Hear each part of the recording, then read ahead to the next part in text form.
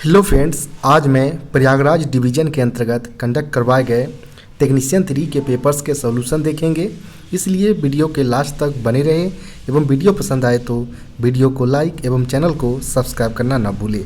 चलिए शुरू करते हैं। सबसे पहले देखेंगे कि यह पेपर नॉर्थ सेंट्रल रेलवे के अंतर्गत जो प्रयागराज डिवीज़न आते हैं वहाँ पर यह पेपर टेक्नीशियन 3 पोस्ट के लिए कंडक्ट करवाया गया था, जो कि मैकेनिकल डिपार्टमेंट CNW जो आते हैं उसके लिए ये पेपर कंडक्ट हुए थे। अगर बात करें एग्ज़ाम डेट की तो अभी हाल ही में यह 17 मार्च 2024 को ये पेपर कंडक्ट करवाया गया था। जो कि ये पेपर कंडक्ट हुआ था वह LDCE 25% के अंतर्गत पेपर यह कंडक्ट करवाया गया था। अगर बात करें इस पेपर के अंतर्गत तो इस पेपर के अंतर्गत टोटल 110 प्रश्न शामिल किए गए थे, जिसमें से 10 प्रश्न जो थे वह ऑफिशियल लैंग्वेज को भी शामिल किया गया था। जिसकी अगर बात करें तो कैंडिडेट को केवल 100 प्रश्न का जवाब देना था, जिसके लिए कैंडिडेट को पूरे 2 घंटे का समय दिए गए थे।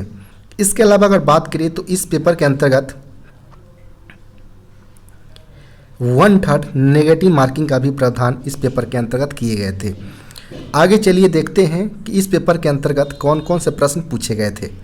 पहले प्रश्न की यहाँ पर बात करें, पूछे गए हैं dash roller bearing is used in बॉक्सेन। बॉक्सेन जो बैगन है इसमें जो बियरिंग यूज किए जाते हैं, किस प्रकार के रोलर बियरिंग यूज किए जाते हैं वो यहाँ पर पूछे गए हैं। चूँकि मोस्टली केसेस में जो हमारे बैगन हैं उसमें हमारा CTRB यानी कार्टेज टेपर रोलर बियरिंग का प्रयोग किया जाता है। तो यहाँ पर हमारा जो सही उत्तर होगा ऑप्शन नंबर C यहाँ पर सही उत्तर हो जाएगा। इसमें मोस्टली अगर बात करें हम तो E टाइप का जो हमारा बियरिंग होता है CTRB उसका प्रयोग किया जाता है, जबकि जो हमारा LWLH 25 टन के जो बोगी होते हैं उसमें हमारा K टाइप का CTRB का प्रयोग किया जाता है।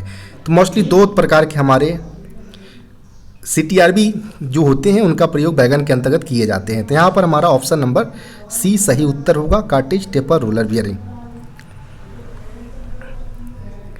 नेक्स्ट प्रश्न की यहाँ पर बात करें हम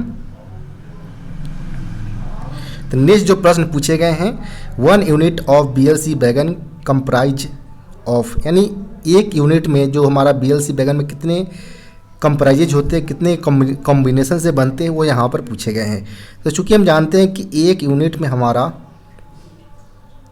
5 कार मौजूद होते हैं BLC के अंतर्गत, जिसका फॉर्मेशन की अगर बात करें तो दोनों एंड पर हमारा A कार मौजूद होते हैं और B के 3 जो कार्स होते हैं वो हमारा स्लैकलेस ड्रॉप बार के जरिए हमारा एक दूसरे से कनेक्टेड होते हैं, और A कार की जो 1 एंड होता है वो हमारा CBC के साथ अटैच्ड होते हैं।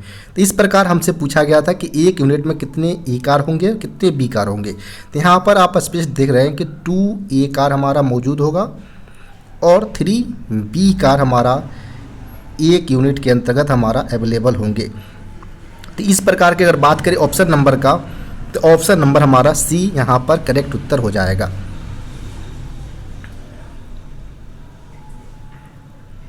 नेक्स्ट प्रश्न की बात करें यहाँ पर तो method of find internal crack, यानी यहाँ पर इंटरनल क्रैक्स की सरफेस का फाइंड आउट करना है तो उसके लिए किस प्रकार के मेथड्स का प्रयोग करते हैं वो यहाँ पर पूछे गए हैं। तो जब भी हमें इंटरनल क्रैक्स की सरफेस का फाइंड आउट करना हो तो उसमें हम नॉन डिस्ट्रक्टिव टेस्ट जो होता है मोस्टली उसका प्रयोग करते हैं NDT का, जिसमें हमारा जो अलग अलग टेस्ट हो जैसे हमारा DPT किया जाता है, डाई पेंट्रेशन टेस्ट। इसके अलावा हम UST अल्ट्रासोनिक टेस्ट का भी प्रयोग करते हैं। इसके अलावा बात करें तो ED करेंट जो हमारा मेथड है इसका भी प्रयोग हम करते हैं इंटरनल क्रैक्स को फाइंड आउट करने के लिए। तो यहाँ पर हमारा जो ऑप्शन दिया गया है केवल अल्ट्रासोनिक टेस्टिंग और एडी करंट दिया गया है, तो ये दोनों हमारा हो जाएगा। और इस प्रकार का ऑप्शन हमारा ऑप्शन नंबर D में दिया गया है, बोथ C एंड B।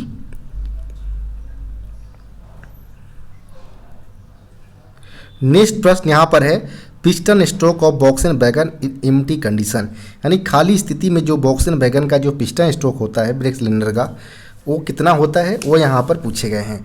तो सिंपली बात करें यहाँ पर हम बॉक्सन बैगन के रिगार्डिंग में तो एम्प्टी कंडीशन में जो हमारा पिस्टन स्ट्रोक होता है वो हमारा 85 ± 10 mm होता है, जबकि लोडेड की अगर बात करें तो 130 ± 10 mm होता है लोडेड कंडीशन में बॉक्स एंड वैगन का पिस्टन स्ट्रोक। तो यहाँ पर हम बात करें एम्प्टी कंडीशन में पूछे गए थे तो 85 प्लस माइनस 10 mm हो जाएगा। ऑप्शन नंबर बी यहाँ पर करेक्ट उत्तर होगा। नेक्स्ट प्रश्न यहाँ पर है COD full form with respect to bio tank testing, यानी बायो टैंक टेस्टिंग के रिस्पेक्ट में जो COD जो हम वर्ड यूज करते हैं वो किस रूप में यूज करते हैं। तो COD की अगर बात करें तो सिंपली ये होता है हमारा केमिकल ऑक्सीजन डिमांड होता है, यानी जब भी हम बायो टैंक टेस्टिंग के जो हम टेस्ट करते हैं तो उस दौरान जो केमिकल फॉर्म में कितने ऑक्सीजन डिमांड होंगे इसके लिए टर्म जो यूज किया जाता है वो हमारा COD होता है, यानी केमिकल ऑक्सीजन डिमांड। तो यहाँ पर अगर बात करें तो ऑप्शन नंबर जो होगा वो ऑप्शन नंबर यहाँ पर बी इसका सही उत्तर हो जाएगा।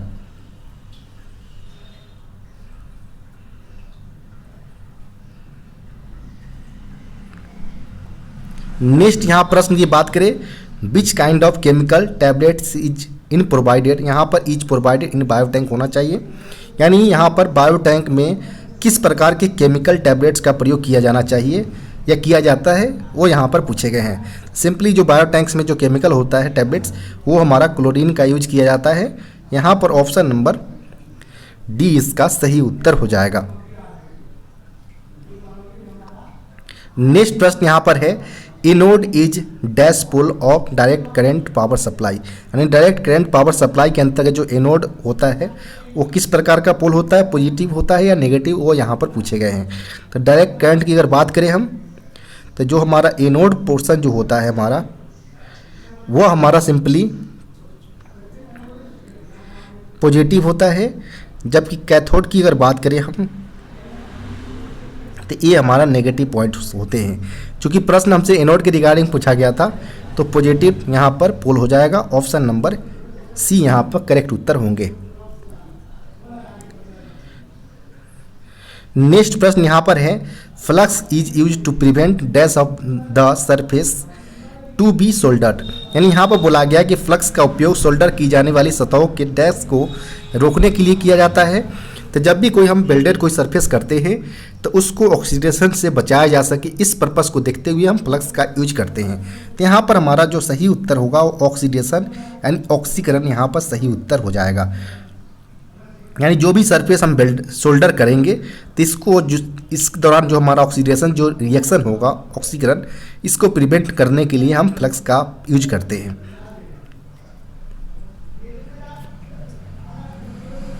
नेक्स्ट प्रश्न यहाँ पर है CNC machining include operation like, यानी जो CNC मशीन है वह किस प्रकार के ऑपरेशंस को शामिल करता है वो यहाँ पर पूछे गए हैं। तो CNC सिंपली हमारा कंप्यूटर न्यूमेरिक कंट्रोल होता है, जो कि नेक्स्ट प्रश्न में ऑलरेडी पूछा ही गया है कि full form of CNC machine. तो CNC मशीन का सिंपल फॉर्मूला होता है हमारा कंप्यूटर न्यूमेरिक कंट्रोल होता है। यहाँ पर ऑप्शन नंबर सी यहाँ पर करेक्ट उत्तर हो जाएगा। लेकिन जो बिफोर प्रश्न की बात करें कि CNC मशीन में जो ऑपरेशन हम कर सकते हैं इसमें हमारा माइलिंग कर सकते हैं, मिलिंग, डीलिंग कर सकते हैं हम, इसके अलावा हम बोरिंग भी कर सकते हैं और इसके अलावा हम टैपिंग भी हम CNC मशीन के साथ हम कर सकते हैं। तो यहाँ पर ऑल ऑफ द एबव यहाँ पर ऑप्शन नंबर डी करेक्ट उत्तर हो जाएगा।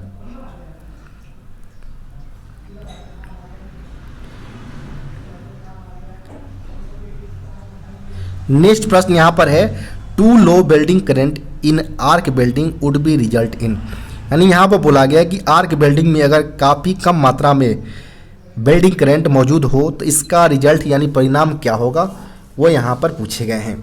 तो जब भी हम बात करें कि जब भी हमारा जो वेल्डिंग करंट है काफ़ी लो मात्रा में उपलब्ध हो तो इससे हमारा जो होगा कि जो पीलिंग होता है वेल्ड मेटल के ऊपर वो काफ़ी एक्सेस मात्रा में आने लगेगा। साथ ही साथ पुअर पेंट्रेशन की समस्या डिफेक्ट देखने को मिल सकता है। साथ ही साथ जो हमारा इलेक्ट्रोड का वेस्टेज होगा क्वांटिटीज़ में वो साथ ही साथ ये भी होगा हमारा। तो ये सारे समस्याएं जब भी हमारा वेल्डिंग करंट के दौरान काफ़ी कम मात्रा में हमारा करंट उपलब्ध होता है तो ये सारे डिफेक्ट्स यहाँ पर देखने को मिल सकते हैं। तो यहाँ पर बात करें तो इस प्रकार का हमारा ऑप्शन नंबर ए में दिया गया है, तो यहाँ पर ऑप्शन नंबर ए इसका सही उत्तर हो जाएगा। नेक्स्ट प्रश्न यहाँ पर है, the other name of pilot safety valve. Pilot safety valve का अदर नेम होता है passenger emergency alarm signal device. यहाँ पर ऑप्शन नंबर की बात करें तो ऑप्शन नंबर बी इसका सही उत्तर हो जाएगा। नेक्स्ट प्रश्न पूछे गए, permissible variation in wheel tread diameters for 4 wheeled trolley in the same trolley on broad gauge is while turning the wheel. जब भी ब्रॉड गेज पर एक ही ट्रॉली पे 4 पहियों के जो हमारा व्हील ट्रेड्स में जो डायमीटर में हमारा जो डिफरेंस अलाउेबल होते हैं, सेम ट्रॉली के ऊपर जब हम व्हील को टर्निंग करते हैं तो उस दौरान कितना हम लिमिट तक अलाउ कर सकते हैं, वो यहाँ पर पूछे गए हैं। चूँकि इस प्रश्न के अंतर्गत कहीं भी मेंशन नहीं किया गया है कि यह कोच की रिगार्डिंग है या वैगन की रिगार्डिंग है। हम दोनों केसों में देखेंगे। कोच में हमारा 0.5 mm होता है, वहीं वैगन के केस में अगर बात करें सेम एक्सल पर हमारा 0. दोनों कंडीशन में हमारा सेम होंगे। उसके बाद अगर बात करें बोगी के कंडीशन में तो कोच में हमारा 5 mm तक अलाउेबल होते हैं, जबकि वैगन में हमारा 13 mm तक अलाउेबल होते हैं। जबकि अगर बात करें सेम कोच में तो सेम कोच में हमारा 13 mm और वैगन सेम वैगन में हमारा 25 mm तक अलाउेबल होते हैं। तो यहाँ पर आप देख पा रहे होंगे कि सेम एक्सल पर हमारा 0.5 mm, सेम बोगी में हमारा 5 mm और सेम कोच या वैगन्स की अगर बात करें हम तो 13 mm एवं 25 mm तक अलाउेबल होते हैं। प्रश्न में सेम बोगी में पूछा गया था, तो सेम बोगी में कोच के केस में 5 mm और वैगन के केस में हमारा 13 mm हो जाएगा। चूँकि कहीं भी यह मेंशन नहीं किया गया है कि किस पर्पस के लिए पूछा गया है, कोच या वैगन्स। तो कोच यहाँ पर हमारा इस प्रकार का अगर बात करें हम तो इस प्रकार का ऑप्शन हमारा 13 mm ए में दिया गया है, 5 mm डी में दिया गया है। तो यहाँ पर ए और डी दोनों यहाँ पर करेक्ट उत्तर हो सकता है, क्योंकि यहाँ पर कहीं भी मेंशन नहीं किया गया है कोच या वैगन के रिगार्डिंग सेम ट्रॉली पर व्हील डाया डिफरेंसेस पूछे जा रहे हैं जो कि अलाउेबल होते हैं। नेक्स्ट यहाँ प्रश्न जो पूछे गए हैं, full form of BHN measurement of hardness, यानी कठोरता मापने वाले BHN का पूर्ण रूप क्या होगा, वो यहाँ पर पूछा गया है। तो BHN सिंपली हमारा ब्रिनेल हार्डनेस नंबर को इंडिकेट करता है। तो यहाँ पर हम बात करें ऑप्शन नंबर का, यहाँ पर ऑप्शन नंबर बी इसका सही उत्तर हो जाएगा, ब्रिनेल हार्डनेस नंबर। नेक्स्ट प्रश्न यहाँ पर बात करें तो code for LHV power car. LHV power car के लिए जो कोड यूज करते हैं वो क्या होता है। तो LHV पावर कार हो जिसे हम जनरेटर कार हो, जिसे हम ब्रेक वाहन भी बोल सकते हैं। तो इसके लिए जो कोच LHV कोच के अंतर्गत जो कोड यूज किया जाता है वो हमारा LWLRRM का प्रयोग किया जाता है, LWLRRM। इस प्रकार का ऑप्शन की अगर बात करें तो कहीं भी इस प्रकार का ऑप्शन नहीं दिया गया है। तो यहाँ पर हमारा सारे ऑप्शन गलत हो जाएगा।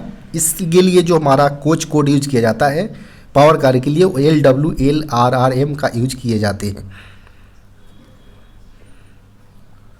नेक्स्ट प्रश्न यहाँ पर है, after running how many kilometres LHV coaches in due for soft schedule first maintenance, यानी LHV कोच को कितने किलोमीटर चलने के बाद सॉफ्ट शेड्यूल 1 मेंटेनेंस का करवाना ड्यू हो जाता है। तो इस केस में अगर बात करें कि सॉफ्ट शेड्यूल 1 मेंटेनेंस के केस में तो सबसे पहले हम 3 मेंटेनेंस जो होता है, सॉफ्ट शेड्यूल 1 जो होता है वो हमारा 1.5 ईयर्स या 6 लाख किलोमीटर जो भी पहले हो उस बेसिस पर किया जाता है। सॉफ्ट शेड्यूल 2 की अगर बात करें यहाँ पर तो 3 इयर्स या 12 लाख किलोमीटर जो भी पहले हो उस बेसिस पर किए जाते हैं। जबकि सॉफ्ट शेड्यूल 3 की अगर बात करें तो 6 इयर्स या 24 लाख किलोमीटर जो भी पहले हो उस बेसिस पे हम सॉफ्ट शेड्यूल 3 LHV कोच क्या करते हैं। क्योंकि प्रश्न में हमसे सब शेड्यूल फर्स्ट का पूछा गया था, तो 1.5 ईयर्स या 6 lakh kilometre which is ever earlier, उस कंडीशन में हम यहाँ पर इसका सब शेड्यूल फर्स्ट मेंटेनेंस करेंगे। तो यहाँ पर हमारा किलोमीटर के बेसिस में ऑप्शन दिया गया है, तो 6 lakh kilometre option number D इसका सही उत्तर हो जाएगा। नेक्स्ट प्रश्न यहाँ पर है, which kind of fire extinguisher are provided in LHB AC coaches. LHB AC कोचों में किस प्रकार के अग्निशामक यंत्र उपलब्ध कराए जाते हैं, वो यहाँ पर पूछे गए हैं। तो LHB AC कोच में जो फायर एक्सटिंग्विशर मौजूद होते हैं वह सिंपली DCP टाइप होते हैं, ड्राई केमिकल पाउडर टाइप्स, जिसका प्रयोग हम अलग अलग प्रकार के जो क्लासेस के फायर्स होते हो, चाहे वो हमारा पेपर्स फायर हो या हमारा फ्लेमेबल फायर्स हो या हमारा जो इलेक्ट्रिकल फायर्स हो, इस सारे के लिए या एलिजिबल कैपेबल होते हैं हमारे एक्सटिंग्विश करने के लिए। तो इस पर्पस को देखते हुए हम DCP फायर एक्सटिंग्विशर्स का प्रयोग हम ACP कोच में करते हैं, LHB AC कोचेज में। और इसकी बात करें रिफिलिंग का, तो आफ्टर 1 ईयर के इंटरवल पर हम इसके रिफिलिंग भी करते हैं। यहाँ पर हम बात करें तो option number C dry chemical powder, यहाँ पर ऑप्शन नंबर सी सही उत्तर हो जाएगा। नेक्स्ट प्रश्न यहाँ पर बात करें तो what is flat tyre permissible limit for coaches and wagon respectively, यानी वैगन एवं कोचों के लिए जो क्रमशः फ्लैट टायर्स के अनुमेय सीमा होता है, लिमिटेशन होते हैं, कितने mm तक हम अलाउ करते हैं वो यहाँ पर पूछे गए हैं। तो कोच की अगर बात करें हम, तो कोच के केस में हम 50 mm तक हम फ्लैट टायर को अलाउबल रखते हैं, जबकि अगर बात करें हम वैगन के केस में तो इसके लिए जो मैक्सिमम परमिसिबल लिमिट होते हैं फ्लैट टायर का, वह 60 mm तक होता है। तो यहाँ पर हम बात करें कि ऑप्शन नंबर का, तो ऑप्शन नंबर यहाँ पर बी इसका सही उत्तर हो जाएगा, 50 mm and 60 mm for coach and wagons respectively.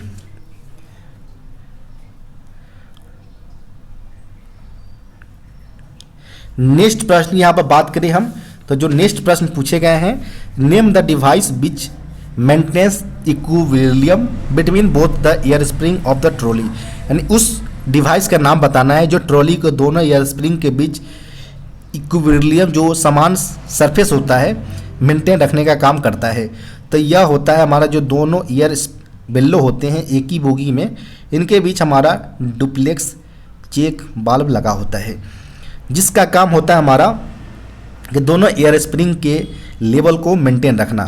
और यह तब एक्टिवेट होता है डुप्लेक्स चेक वाल्व जब हमारा दोनों एयर बेल्लो के बीच जब pressure differences 1.5 plus minus 0.5 kg पर सेंटीमीटर स्क्वायर से ज़्यादा अगर प्रेशर दोनों एयर बेल्लो के बीच डिफरेंस क्रिएट होते हैं तो उस दौरान हमारा डुप्लेक्स चेक वाल्व एक्टिवेट हो जाते हैं। तो अब तक यह एक्टिवेट रहते हैं जब तक दोनों एयर बेल्लो का लेवल सेम ना हो जाए। तो यहाँ पर यही डुप्लेक्स चेक वाल्व का काम होता है कि दोनों एयर बेल्लो को इक्विलिब्रियम कंडीशन में रखने का। तो यहाँ पर ऑप्शन नंबर सी इसका सही उत्तर हो जाएगा।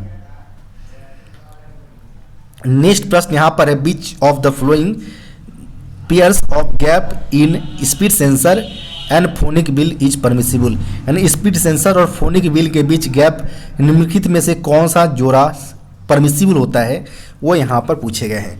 चूँकि आप जानते हैं कि स्पीड सेंसर और फोनिक बिल के बीच चाहे वो फेवली हो या नॉर ब्रेमसे हो, दोनों कंडीशन में हमारा जो एयर गैप करंटली जो है वो 0.9 से लेकर 1.4 mm के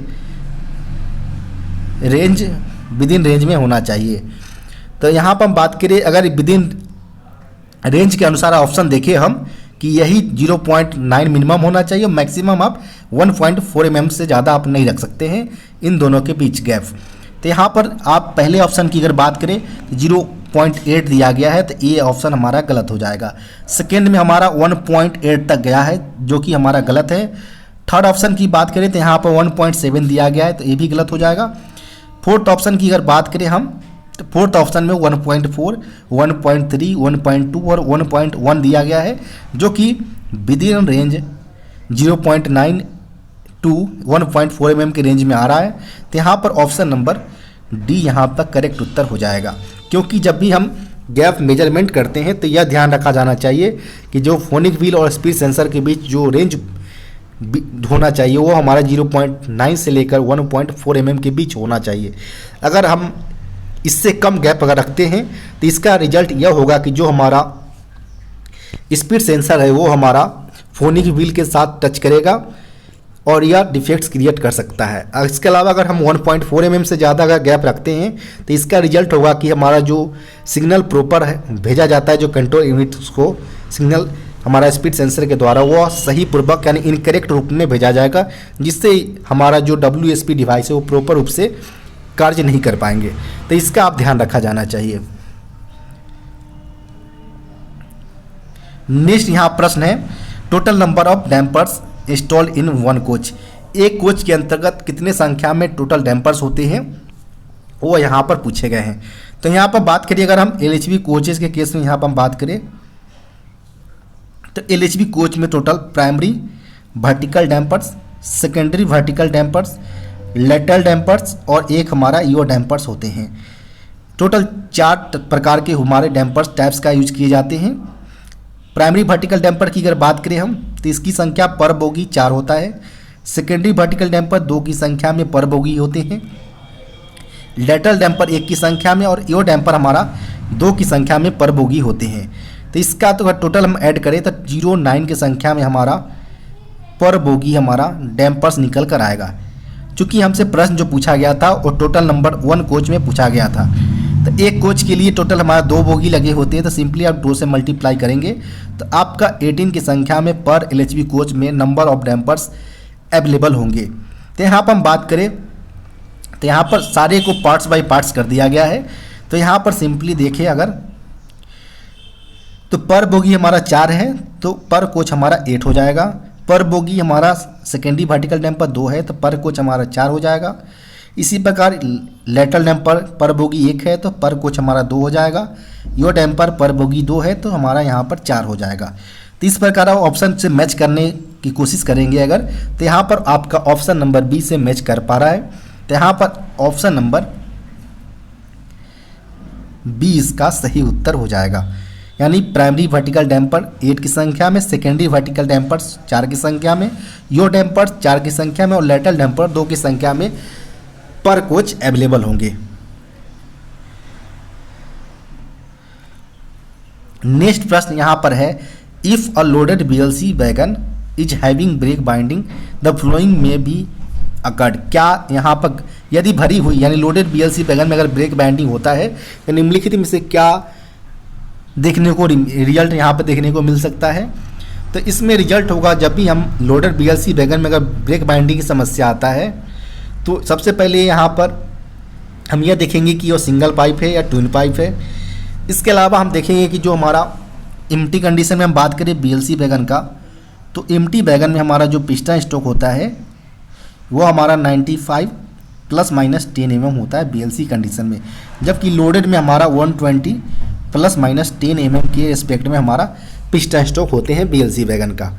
चूँकि यहाँ पर बोला गया कि जो BLC वैगन है वो लोडेड कंडीशन में है और यहाँ पर ब्रेक बाइंडिंग की समस्या आ रहा है। पहले ऑप्शन की अगर बात करें तो brake cylinder release time would be 50 second. तो यहाँ पर बात करें कि जो ब्रेक सिलेंडर का रिलीज टाइम है वो 50 सेकेंड होगा। तो चूँकि सिंगल पाइप में हमारा 45 सेकेंड से लेकर 60 सेकेंड के बीच हमारा रिलीज टाइम लगते हैं, जबकि ट्विन पाइप की अगर बात करें तो ट्विन पाइप में हमारा 15 से लेकर 20 सेकेंड में रिलीज टाइम होते हैं। तो यहाँ पर यह प्रश्न में भी मेंशन नहीं किया गया है कि यह ट्विन पाइप बेस्ट है या सिंगल पाइप है।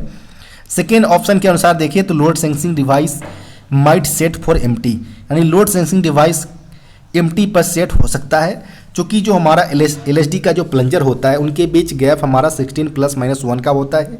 तो यह भी हमारा कॉज पॉसिबल नहीं है। थर्ड की अगर बात करें तो piston stroke length would be increase to be 120 mm।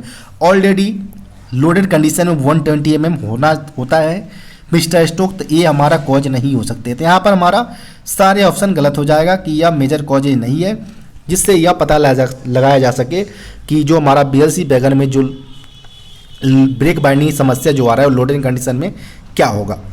अगर वही एम्प्टी कंडीशन में होता तो यहाँ पर ये देखा जा सकता था कि जो हमारा रिलीजिंग जो हमारा पिस्टन स्ट्रोक है वो हमारा 120 के केस में भी हमारा एम्प्टी कंडीशन में ब्रेक बाइंडिंग की समस्या दे सकता था, क्योंकि एम्प्टी कंडीशन में हमारा पिस्टन स्ट्रोक 95 mm ही होते हैं।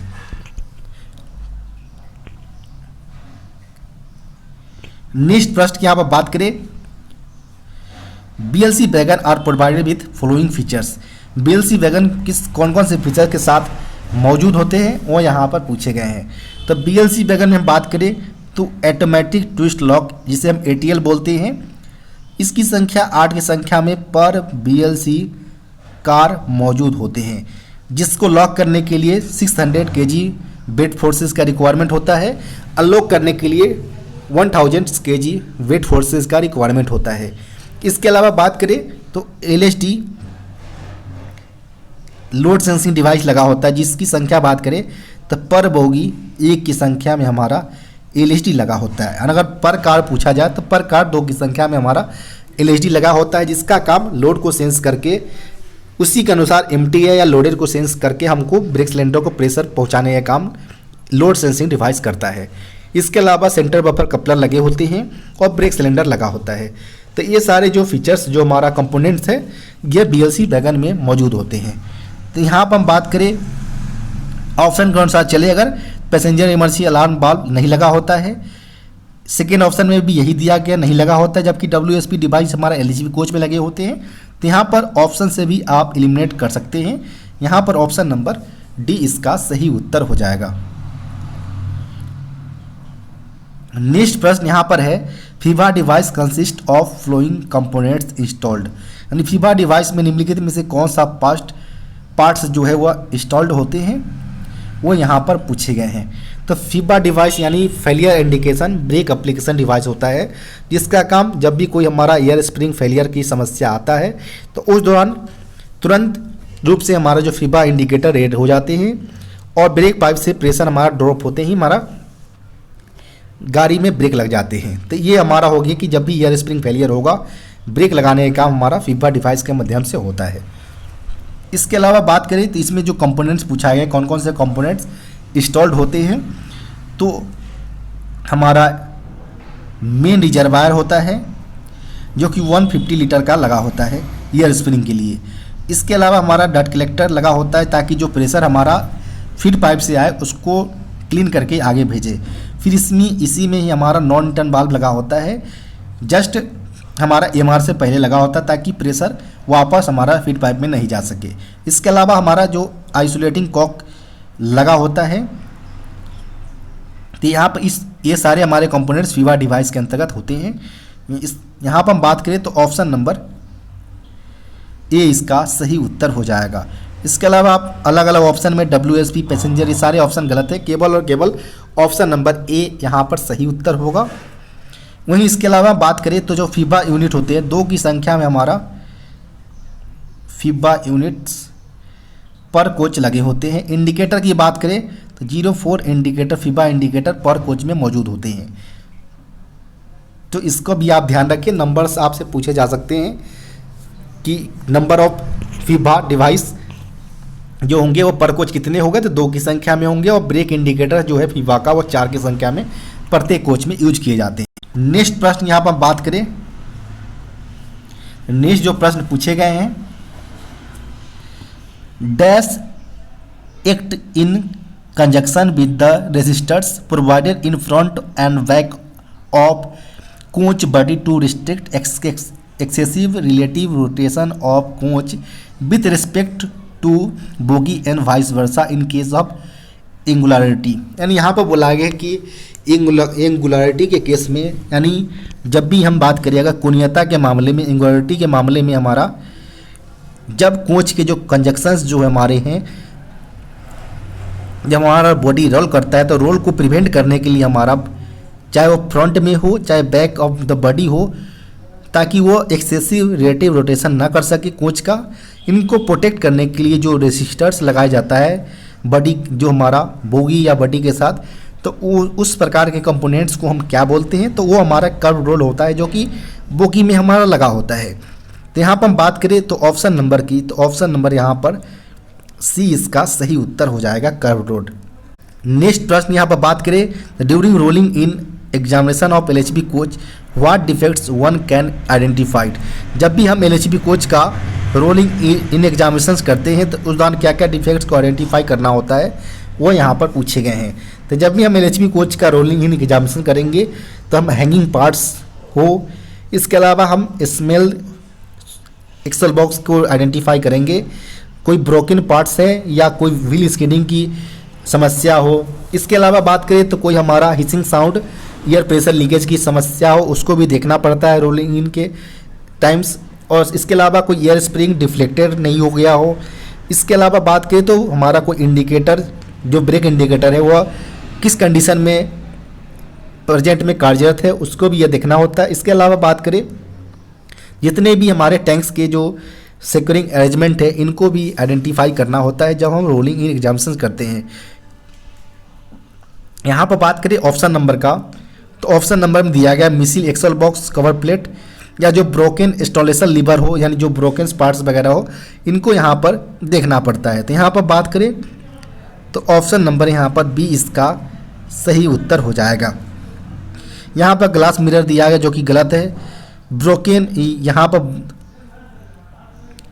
ब्रोकन ब्रेक पैड जो कि इंटरनल यहाँ पर सबसे पहले देखा जाता है, जो हमारा आउटर, चाहे वो एयर स्प्रिंग का डिफ्लेक्टेड कंडीशन हो या हमारा मिसिंग जो एक्सल बॉक्स कवर प्लेट हो, या इस सब को हमको देखना पड़ता है जब भी हम रोलिंग इन एग्जामिनेशन करते हैं।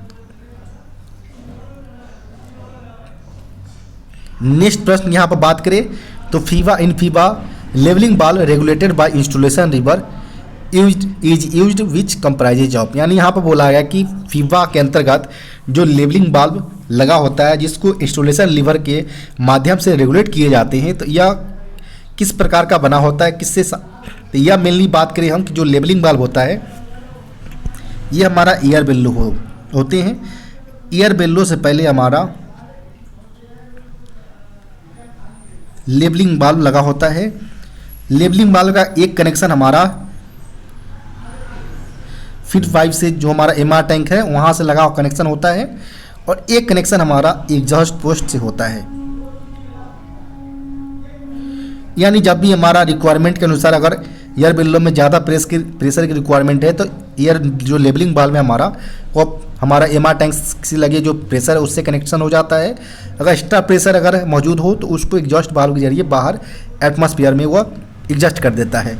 यानी अगर बात करें तो यह सिंपली 3 कनेक्शन होता है, इसलिए इसको बात करें तो यह 3 वे पोर्ट होता है लेवलिंग बाल्ब। यहाँ पर बात करें ऑप्शन नंबर का, तो ऑप्शन नंबर यहाँ पर सी इसका सही उत्तर हो जाएगा। नेक्स्ट प्रश्न यहाँ पर बात करें हम तो biodigester tank working cycle is best represented as, यानी यहाँ पर बुलाया कि जो बायोडाइस्टर टैंक्स में जो वर्किंग साइकिल होता है वो किस प्रोसेस में होता है। तो सिंपली सबसे पहले वेस्ट होता है, फिर एनारोबिक बैक्टीरिया, फिर लास्ट थर्ड अगर बात करें तो लिक्विड वेस्ट, फिर उसमें क्लोरिनेशन और लास्ट में हमारा डिस्चार्ज होते हैं। ये हमारा वर्किंग साइकिल्स होता है बायो टैंक्स का। तो यहाँ पर इस प्रकार का ऑप्शन नंबर सी में दिया गया है, तो यहाँ पर ऑप्शन नंबर सी इसका सही उत्तर हो जाएगा।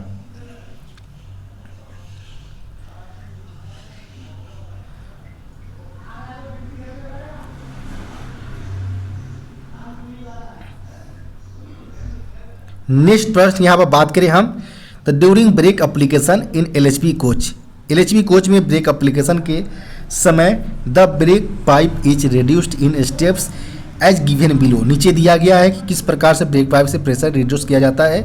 Match the correct pressure and correct stage pair, यानी जब भी प्रेशर हम रिड्यूस करते हैं तो करेक्ट कितना प्रेशर गिराते हैं और कितने स्टेज में गिराते हैं, किस किस स्टेज में, उसको यहाँ पर पेयर करना है करेक्ट रूप से।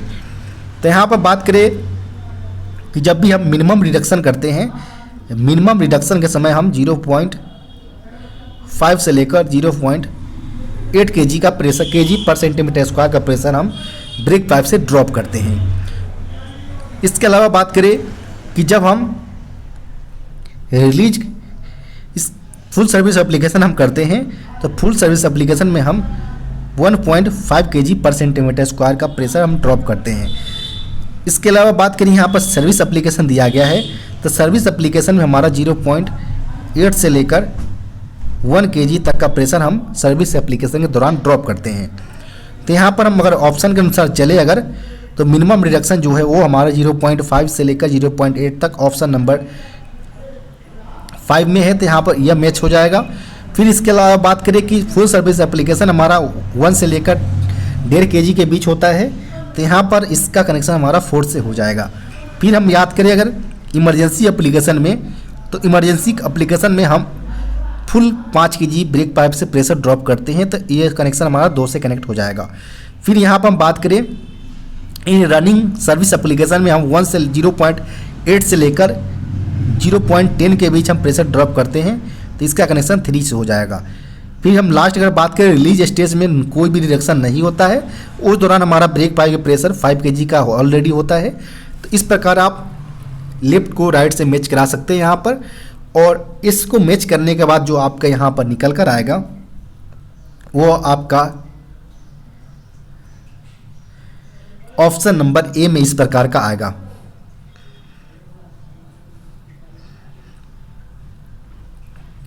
यहाँ पर ऑप्शन नंबर ए इसका करेक्ट उत्तर हो जाएगा। नेक्स्ट प्रश्न यहाँ पर बात करें full form of NPS. NPS का फुल फॉर्म पूछा गया है। तो एनपीएस का सिंपली फुल फॉर्म होता है न्यू पेंशन स्कीम। इसको बात करें तो यह प्रभाव में आया था 1 जनवरी 2004 से। सेंट्रल गवर्नमेंट या स्टेट गवर्नमेंट हो उसके कर्मचारियों पर लागू हुआ था। इसमें अगर बात करें 2 तरह के कंट्रीब्यूशन इसके अंतर्गत होते हैं। मेनली एक होता है एम्प्लॉय कंट्रीब्यूशंस। एम्प्लॉय कंट्रीब्यूशंस की अगर बात करें तो इसमें बेसिक प्लस डीए का 10% उनकी सैलरी से डिडक्ट किए जाते हैं एम्प्लॉय कंट्रीब्यूशन के तौर पर। जबकि गवर्नमेंट कंट्रीब्यूशन की अगर बात करें तो गवर्नमेंट कंट्रीब्यूशन में हमारा बेसिक प्लस डीए का 40% डिडक्ट किया जाता है। तो इस प्रकार टोटल दोनों का कंट्रीब्यूशन बनकर आपका एनपीएस में यह ऐड होते जाते हैं। यहाँ पर केवल फुल फॉर्म पूछा गया था new pension scheme. Option number B यहाँ पर करेक्ट उत्तर हो जाएगा। नेक्स्ट प्रश्न यहाँ पर बात करें तो material of floor seat of BOXN wagon. BOXN wagon के फ्लोर सीट में जो मटेरियल यूज किए जाते हैं वो कौन से मटेरियल का बना होता है? तो सिंपली हम बात करें कि जो बॉक्सन वैगन जो होता है हमारा वो हमारा माइल्ड स्टील का बना होता है।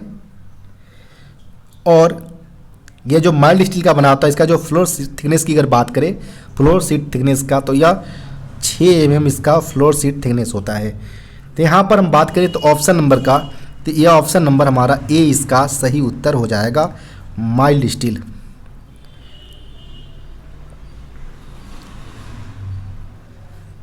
नेक्स्ट प्रश्न यहाँ पर है components of CBC are. Centre buffer coupler का जो कंपोनेंट्स होता है वो कौन कौन से होता है? तो सीबीसी कंपोनेंट्स की अगर बात करें तो नक्कल एवं नक्कल पिन हो, लॉकिंग पीस हो, knuckle thrower, coupler body, toggle with lock lifter assembly, operating handle, bearing piece, anti rotation lug, yoke pin और एवं इसके supports bracket, striker casting, shank plate, draft plate या बैक स्टॉपर हो, ये सारे CBC के parts होते हैं। यहाँ पर ऑप्शन के अनुसार चले अगर तो ऑप्शन में यहाँ पर WSP पहले में दिया गया जो कि गलत हो जाएगा। सेकंड में भी WSP दिया गया गलत है। थर्ड में पैसेंजर इमरजेंसी बाल्ब दे दिया गया गलत है। फोर्थ की अगर बात करें तो यहाँ पर ऑपरेटिंग हैंडल, ड्राफ्ट गियर, नकल पिन और योक पिन ये सारे हमारे सीबीसी कंपोनेंट्स के तौर पर लिए जाते हैं। यहाँ पर ऑप्शन नंबर डी इसका सही उत्तर हो जाएगा। नेक्स्ट प्रश्न यहाँ पर है what is the validity of half set railway पास।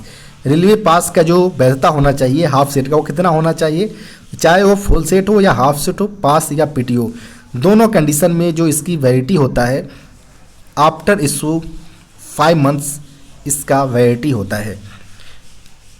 यहाँ पर बात करें तो ऑप्शन नंबर का, तो ऑप्शन नंबर यहाँ पर सी इसका सही उत्तर हो जाएगा।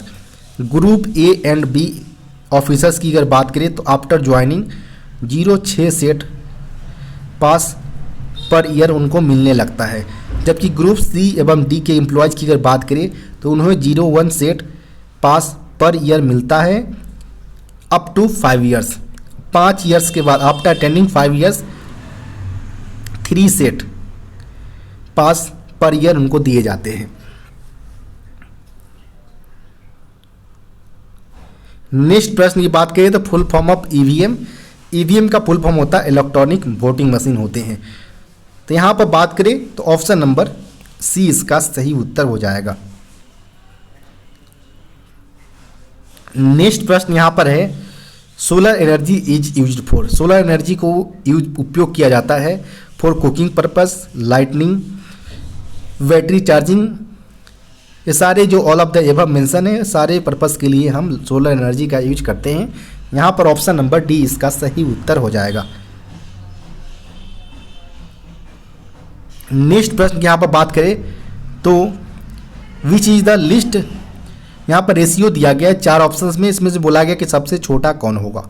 तो इस प्रकार का प्रश्न को अगर बात करें तो सबसे पहले यहाँ पर 1 by 1 करके लिख ले। 1 3 2 3 3 4 2 by 16 रखें यहाँ पर। इस प्रकार को क्रॉस बाई 1 एक दूसरे से क्रॉस प्रोडक्ट करके देखें। जब यहाँ पर आप इस प्रकार से क्रॉस करेंगे तो 3 1 2 3 हो जाएगा, यहाँ पर 6 हो जाएगा। यहाँ पर लिस्ट फाउंड आउट करना है। 3 यहाँ पर लिस्ट है, 6 यहाँ पर हाईएस्ट है, ये यहाँ पर एलिमिनेट हो जाएगा। फिर यहाँ पर हम यहाँ पर सेकेंड टर्म में हम चलेंगे, फिर से यहाँ पर इसको क्रॉस करने की कोशिश करेंगे। जब यहाँ पर देख पा रहे हो यहाँ पर आपका 9 आ जाएगा और यहाँ पर आपका 4 आ जाएगा। तो यहाँ पर देख पा रहे हो कि 4 जो है वो लिस्ट है 9 के मुकाबले में, तो यहाँ पर ये गलत हो जाएगा। फिर यहाँ पर बात करें हम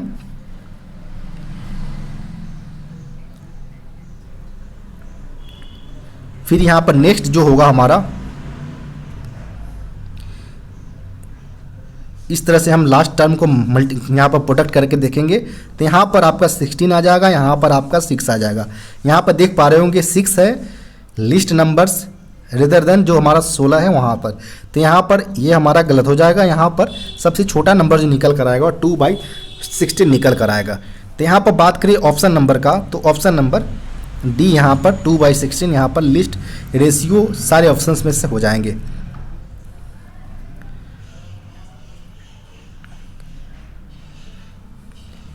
नेक्स्ट प्रश्न यहाँ पर बोला गया if a radius of larger circle is 2 mm what is the area of shaded bondage shaded portion mm। यानी यदि बड़े वृत्त का जो त्रिज्या है वो 2 mm दिया गया है तो जो हमारा शेडेड पोर्शन वाले जो है भाग है पार्ट्स है उसका एरिया क्या होगा वो यहाँ पर पूछे गए हैं। तो सिंपली यहाँ पर जो हमारा दिया गया है पूरे का यहाँ पर 2 mm दिया गया है, यानी जो हमारा सेंटर यहाँ पर होगा 2 mm यहाँ पर होगा। यहाँ भी हमारा पूरे जो होगा वो 2 mm ही होगा और इसका जब सेंटर होगा वो हमारा मिड पॉइंट में होगा तो 1 1 में हमारा दोनों एक दूसरे से सेपरेट हो जाएंगे। यानी जो स्मॉलर वाले जो पार्ट्स के जो हमारे सर्किल के जो रेडियस होगा वो 1 mm हो जाएगा। यानी स्मॉल सर्किल रेडियस जो होगा वो 1 mm हो जाएगा।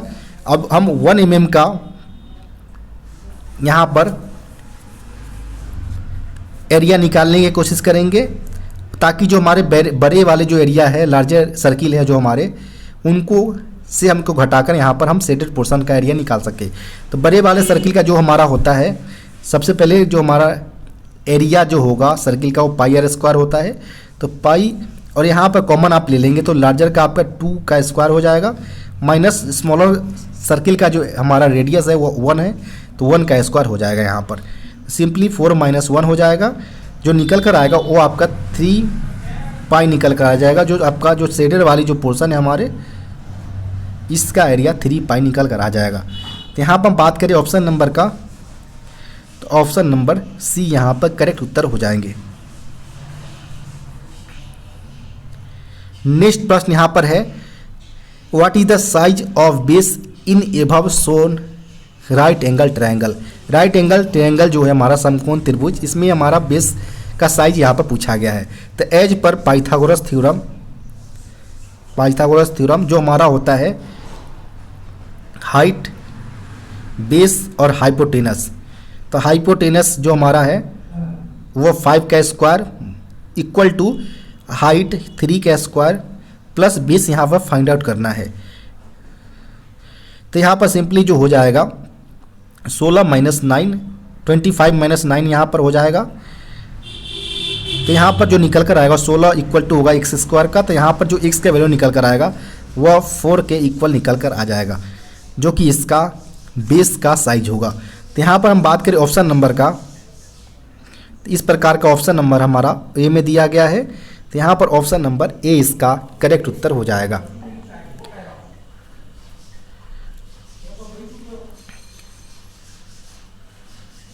नेक्स्ट प्रश्न यहाँ पर है, Ramu spend 1/4 on books 1/8 on food.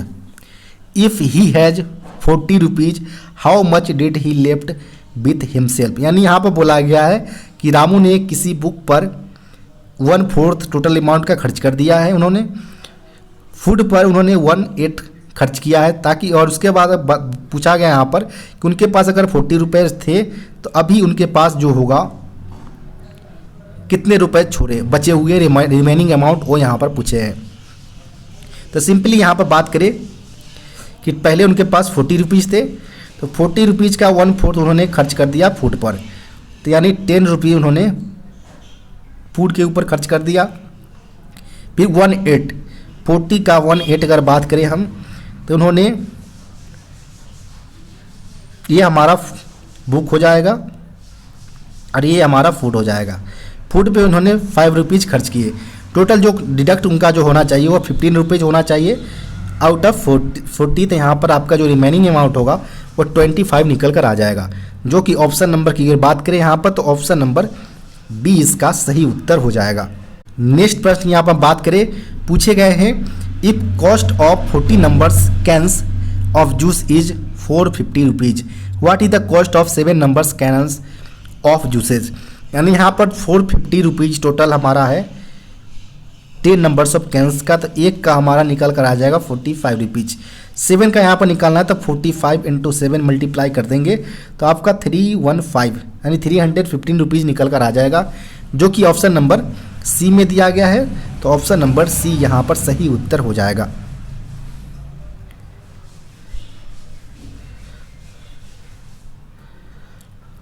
Next प्रश्न यहाँ पर है what is the force for pulling is specified to test alarm chain passenger emergency alarm signal device of coach for correct working. यानी यहाँ पर passenger emergency alarm signal device proper correct रूप से कार्य कर रहा है, इसके लिए जो हम फोर्स यूज करते हैं पुलिंग फोर्स वो कितना निर्धारित किए गए हैं वो यहाँ पर पूछे गए हैं। तो जब भी हमें अलार्म चेन टेस्टिंग की रिक्वायरमेंट हो तो हम 7 से लेकर 10 kg वेट फोर्सेस का प्रयोग करते हैं ताकि उसके करेक्ट वर्किंग का जांच किया जा सके। यहाँ पर ऑप्शन नंबर बी इसका सही उत्तर हो जाएगा। नेक्स्ट प्रश्न यहाँ पर है coaching stock accident involving human life inquiry by. यानी अगर कोई कोचिंग स्टॉक का जो एक्सीडेंट जिसमें ह्यूमन लाइफ के रिलेटेड कोई समस्या शामिल हो तो इसकी जांच जो किया जाता है वो CRS commissioner of rail safety के द्वारा किया जाता है। तो यहाँ पर ऑप्शन नंबर डी इसका सही उत्तर हो जाएगा।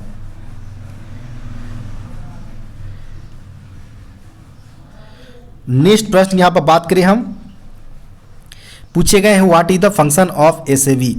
SAV का फंक्शन पूछा गया है। तो SAV का फुल फॉर्म होता है स्लैक लेस्ड बैरल होता है, यानी जो भी हमारा क्लियरेंसेस व्हील ट्रेड और ब्रेक ब्लॉक के बीच क्रिएट होता है उनको ऑटोमेटिक रूप से एडजस्ट करके प्रॉपर ब्रेकिंग का काम जो हमारा होता है वो स्लैक लेस्ड बैरल के द्वारा ही किया जाता है।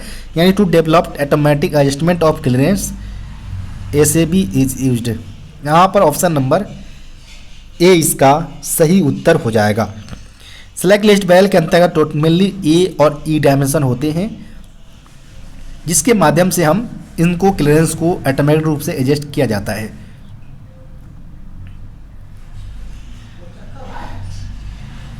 नेक्स्ट प्रश्न की बात करें यहाँ पर the position of handle to close cut up angle cock. यानी एंगल कॉक को क्लोज कंडीशन में होने के लिए जो पोजीशन होना चाहिए वह क्या होना चाहिए। तो जो पैरेलल की अगर बात करें पैरेलल कंडीशन में हमारा पाइप जो होता है वह ओपन कंडीशन में होता है, जबकि परपेंडिकुलर की अगर बात करें तो यह जो एंगल कॉक होता है वो क्लोज कंडीशन को इंडिकेट करता है। यानी जो अगर बात करें जो एंगल कॉक का अगर हैंडल अगर पैरेलल कंडीशन में है तो यह ओपन कंडीशन में होगा, अगर परपेंडिकुलर है तो यह क्लोज कंडीशन को इंडिकेट करेगा। यहाँ पर ओपन के लिए पूछा गया, क्लोज के लिए पूछा गया था, तो क्लोज के लिए हमारा अगर बात करें the position of angle cock handle to close cut off angle cock, close के लिए हमारा परपेंडिकुलर टू पाइपलाइन हो जाएगा, option number A.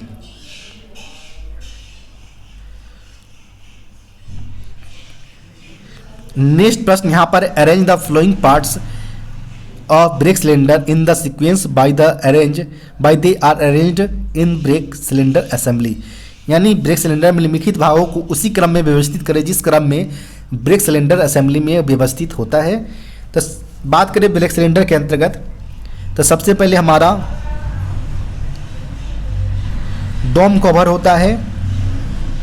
Dome cover की अगर बात करें तो डोम कवर के बाद हमारा स्प्रिंग लगा होता है, स्प्रिंग के बाद हमारा बियर रिंग लगा होता है, और बियर रिंग के बाद अगर बात करें तो पिस्टन पैकिंग होता है, पिस्टन पैकिंग होता है। तो इस सीक्वेंस में यहाँ से हमसे पूछा गया था सीक्वेंस में क्या होगा, डोम कवर, फिर स्प्रिंग, फिर बियर रिंग और फिर हमारा पिस्टन पैकिंग होगा। तो इस प्रकार का सीक्वेंस हमारा ऑप्शन नंबर बी में दिया गया है, तो ऑप्शन नंबर बी इसका सही उत्तर हो जाएगा। नेक्स्ट प्रश्न की बात करें यहाँ पर, तो what is the function of MU washer in air hose. Air hose के अंतर्गत जो हमारा एमी वाशर्स का प्रयोग करते हैं तो इसका क्या फंक्शन होता है। तो यह सिंपली हमारा कपलिंग होते हैं एक दूसरे के एयर होज का, इनमें स्ट्रेंथ को प्रोवाइड करवाते हैं ताकि जो हमारा कोई लीकेज वगैरह ना हो, और जो हमारा रनिंग कंडीशन में खुलने की जो समस्या होता है लीकेज के कारण, उनको प्रिवेंट किया जा सके। तो यहाँ पर हमारा ऑप्शन नंबर ए इसका सही उत्तर हो जाएगा। नेक्स्ट प्रश्न यहाँ पर है, what is the choke size of guard emergency brake valve. Guard emergency brake valve का जो चोक साइज होता है वो 8 mm का होता है। यहाँ पर ऑप्शन नंबर ए इसका सही उत्तर हो जाएगा। नेक्स्ट प्रश्न यहाँ पर, in brake system LHB coach the following is fitted. जो एलएचबी कोच में जो हमारा ब्रेक सिस्टम के अंदर जो फिटेड होता है वो हमारा एक ब्रेक पाइप होता है, एक हमारा फीड पाइप होता है, और प्रत्येक एक्सल पर लगे दोनों ब्रेक सिलेंडर को मॉनिटर करने के लिए हमारा 4 डंप वाल्व हमारा पर कोच में लगे होते हैं। तो यहाँ पर बात करें ऑप्शन नंबर का, तो ऑप्शन नंबर ए में भी सही उसी प्रकार का ऑप्शन दिया गया है, सी में भी उसी प्रकार का दिया गया है। तो यहाँ पर ऑप्शन नंबर ए और ऑप्शन नंबर सी, यहाँ पर दोनों सही उत्तर होगा इस प्रश्न के लिए। नेक्स्ट प्रश्न यहाँ पर बात करें, in air brake system of one coach how many MU washers are fitted. यानी एक कोच में एयर ब्रेक सिस्टम में कितने एमी वाशर लगे होते हैं। तो सिंपली कोचेज के लिए पूछा गया है, तो कोचेज मेनली हमारा ट्विन पाइप बेस्ड होते हैं, यानी बीपी और एक एफपी लाइन होते हैं। दोनों एंड पर हमारा एक हमारा एयर होज लगे होते हैं दोनों के लिए। तो यहाँ पर टोटल 4 की संख्या में एमी वाशर्स हमारा पर कोच में लगे होंगे। तो यहाँ पर ऑप्शन नंबर की अगर बात करें तो ऑप्शन नंबर ए इसका सही उत्तर हो जाएगा। नेक्स्ट प्रश्न यहाँ पर बात करें हम, तो नेक्स्ट जो प्रश्न पूछे गए हैं,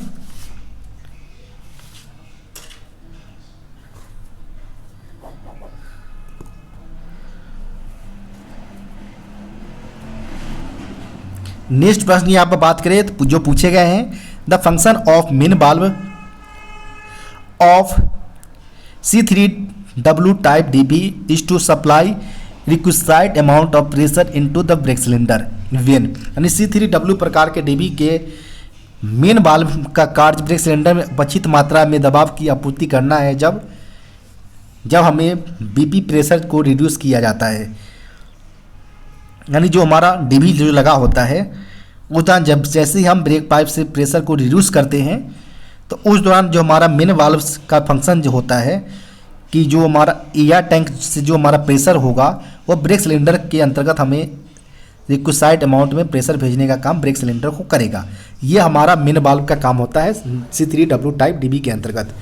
तो यहाँ पर हम बात करें ऑप्शन नंबर का, तो ऑप्शन नंबर ए इसका सही उत्तर हो जाएगा। नेक्स्ट प्रश्न यहाँ पर बात करें तो what do you mean of SCTR। SCTR का मतलब होता है सिंगल कार टेस्ट ठीक होता है। जब भी कोई कोचेज IOH हो या POH के दौरान उनको ओवरहॉलिंग के लिए भेजा जाता है, तो उस दौरान सिंगल बाय सिंगल कोचेज का ब्रेक सिस्टम की जांच किया जाता है, जो SCTR यानी सिंगल कार टेस्ट के माध्यम से किए जाते हैं। यहाँ पर ऑप्शन नंबर सी इसका सही उत्तर हो जाएगा। नेक्स्ट प्रश्न यहाँ पर है which equipment are not charge when DB is isolated.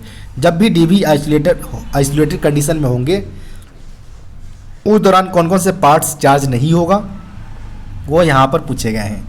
तो सिंपली हम बात करें कि यह मेंशन नहीं किया गया कि ट्विन पाइप ब्रेक सिस्टम पर आधारित है या सिंगल पाइप पर है। तो मेनली जो मोस्टली अभी जो हमारे जितने भी कोचेज या वैगन हैं वो हमारा ट्विन पाइप ब्रेक सिस्टम पर आधारित होते हैं। तो उस कंडीशन में बात करें कि ये हमारा BP पाइप है और ये हमारा FP पाइप है। BP का कनेक्शन जो आता है वो हमारा DB से डायरेक्ट DB आता है। DB में हमारा CR लगे होते हैं और DB से ही हमारा ब्रेक सिलेंडर का कनेक्शन होता है। वहीं FP की बात करें तो FP का कनेक्शन हमारा नॉन रिटर्न वाल्व के जरिए हमारा AR टैंक से होता है और AR टैंक का कनेक्शन हमारा DB से भी होता है। जब भी हम अगर बात करें कि DB हम आइसोलेट करते हैं, इस दौरान क्या होगा कि हमारा CR जो है वो हमारा चार्ज नहीं होगा और ब्रेक सिलेंडर में प्रेशर भी नहीं जाएगा। लेकिन जो हमारा फीड पाइप के जरिए हमारा ER चार्ज होते रहेगा कंटिन्यूसली। तो यही यहाँ पर बोला गया है कि DB जब आइसोलेट होगा तो इस दौरान ऑक्सिलरी रिजर्वायर तो चार्ज नहीं होगा, लेकिन जो ऑक्सिलरी रिजर्वायर चार्ज होगा, लेकिन जो हमारा कंट्रोल रिजर्वायर है और ब्रेक सिलेंडर वो हमारा चार्ज नहीं होंगे, क्योंकि यहाँ पर चार्ज नहीं होने की कंडीशन पूछे गए थे। यहाँ पर ऑप्शन नंबर ए इसका सही उत्तर हो जाएगा। नेक्स्ट प्रश्न यहाँ पर है in air brake system sensitivity test is performed to no.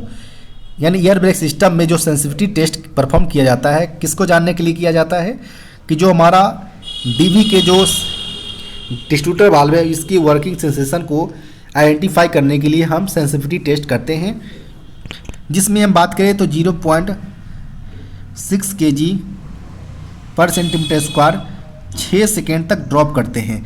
इस दौरान हमारा DB सेंस करना चाहिए और ब्रेक हमारा अप्लाई होने चाहिए। अदरवाइज यह जो इंडिकेट करता है ब्रेक अप्लाई होने का कि प्रॉपर हमारा DB सही रूप से कार्यरत है। तो यहाँ पर बात करें तो ऑप्शन नंबर सी इसका सही उत्तर हो जाएगा। नेक्स्ट प्रश्न यहाँ पर है what defect is detecting UST test. UST test यानी अल्ट्रासोनिक टेस्ट के माध्यम से हम इंटरनल क्रैक्स को डिटेक्ट करने का काम करते हैं। यहाँ पर ऑप्शन नंबर ए इसका सही उत्तर हो जाएगा।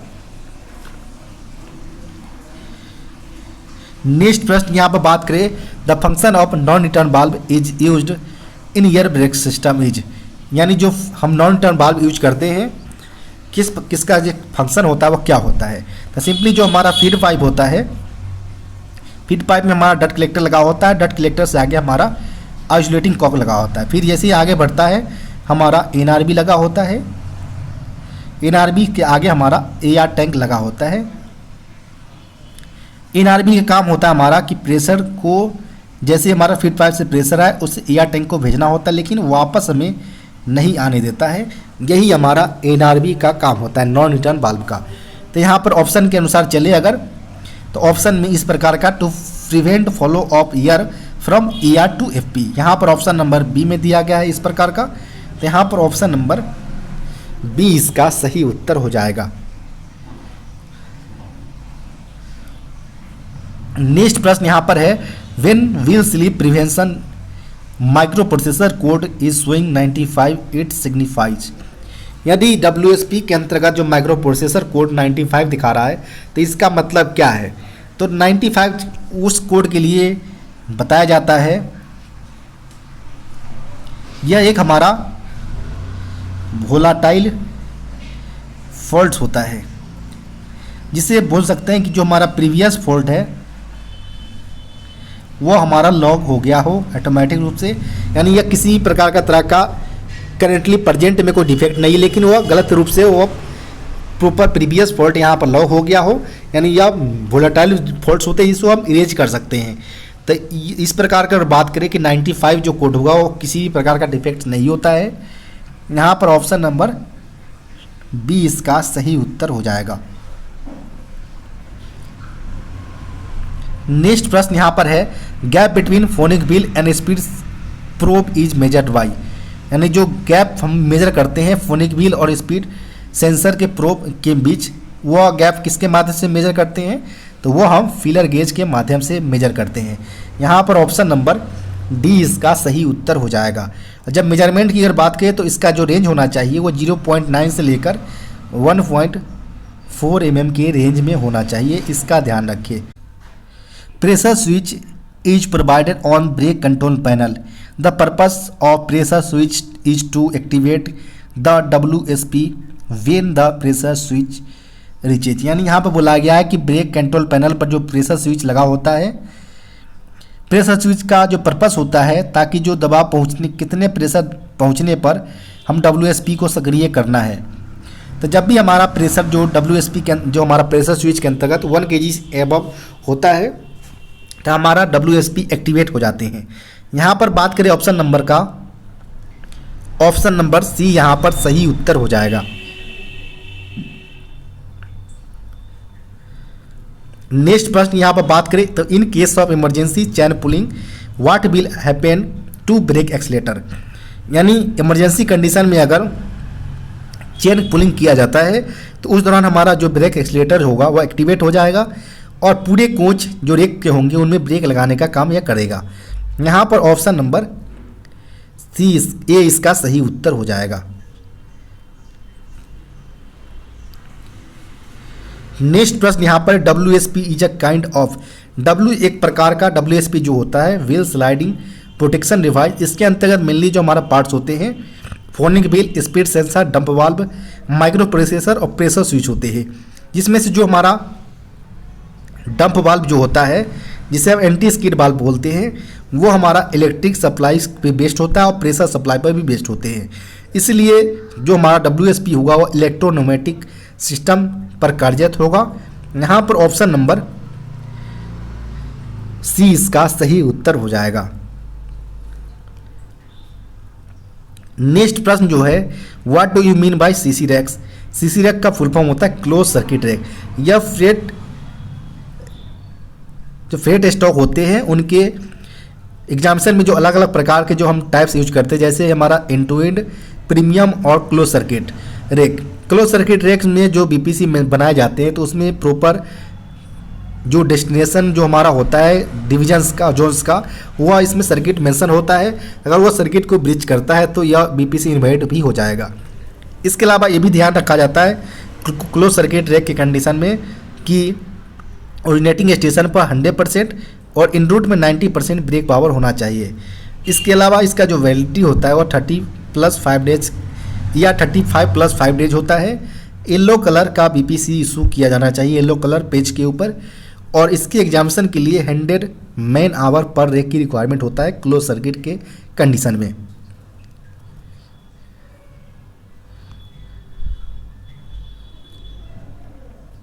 नेक्स्ट प्रश्न यहाँ पर है if during rolling in examination wagon loud hammering sound is observed it signifies, यदि बैगन के जांच के दौरान एग्जामिनेशन रोलिंग इन के एग्जामिनेशन के दौरान अगर हैमरिंग का साउंड अगर ऑब्जर्व किया जाता है तो यह क्या संकेत देता है, यह सिंपली संकेत देता है कि जो हमारा व्हील थ्रेड के ऊपर जो है वह फ्लैटनेस आ गया है, जिसके कारण वह रनिंग के दौरान वह हैमरिंग का साउंड सिग्निफाई कर रहा है, संकेत दे रहा है। तो यहाँ पर बात करें कि यह प्रश्न जो बैगन के लिए पूछा गया था, तो बैगन के कंडीशन में जो हमारा फ्लैट टायर का लिमिटेशन होता है वह 60 mm तक होता है। अगर हैमरिंग साउंड होने पर गाड़ी रुकने पर उसकी फ्लैटनेस को चेक किया जाना चाहिए, अगर वह 60 mm से एबव होता है अगर तो प्रॉपर बैगन की डिटैचमेंट होनी चाहिए रेक से। यहाँ पर बात करें तो ऑप्शन नंबर सी इसका सही उत्तर हो जाएगा।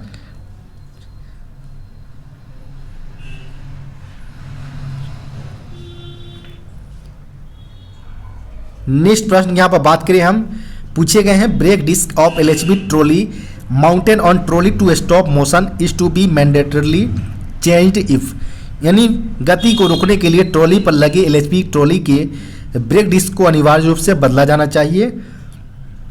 जब ब्रेक डिस्क जो हमारा एलएचबी एक्सल के ऊपर माउंटेड होता है तो ब्रेक डिस्क में जो अलग अलग जो गैप जो हमारे फिन्स प्रोवाइडेड होते हैं, जिसका काम होता है हमारा कि जब भी ब्रेकिंग होता है उसके दौरान जो हमारा हीट जनरेट होता है उनको प्रॉपर कूलिंग प्रोवाइड करवाया जा सके, इस पर्पस को देखते हुए हमारे ब्रेक डिस्क में हमारा फिन्स प्रोवाइडेड होते हैं। तो इसके लिए जो हमारा कंडीशन रखे गए हैं कि जब हमारा फिन्स 03 फिन्स कंटिन्यूअस, ध्यान रखिए कंटिन्यूअस अगर ब्रोकन है तो ट्रॉली को मोशन होने से स्टॉप करना है और उसे डिटैच करना है। यहाँ पर ऑप्शन नंबर सी इसका सही उत्तर हो जाएगा।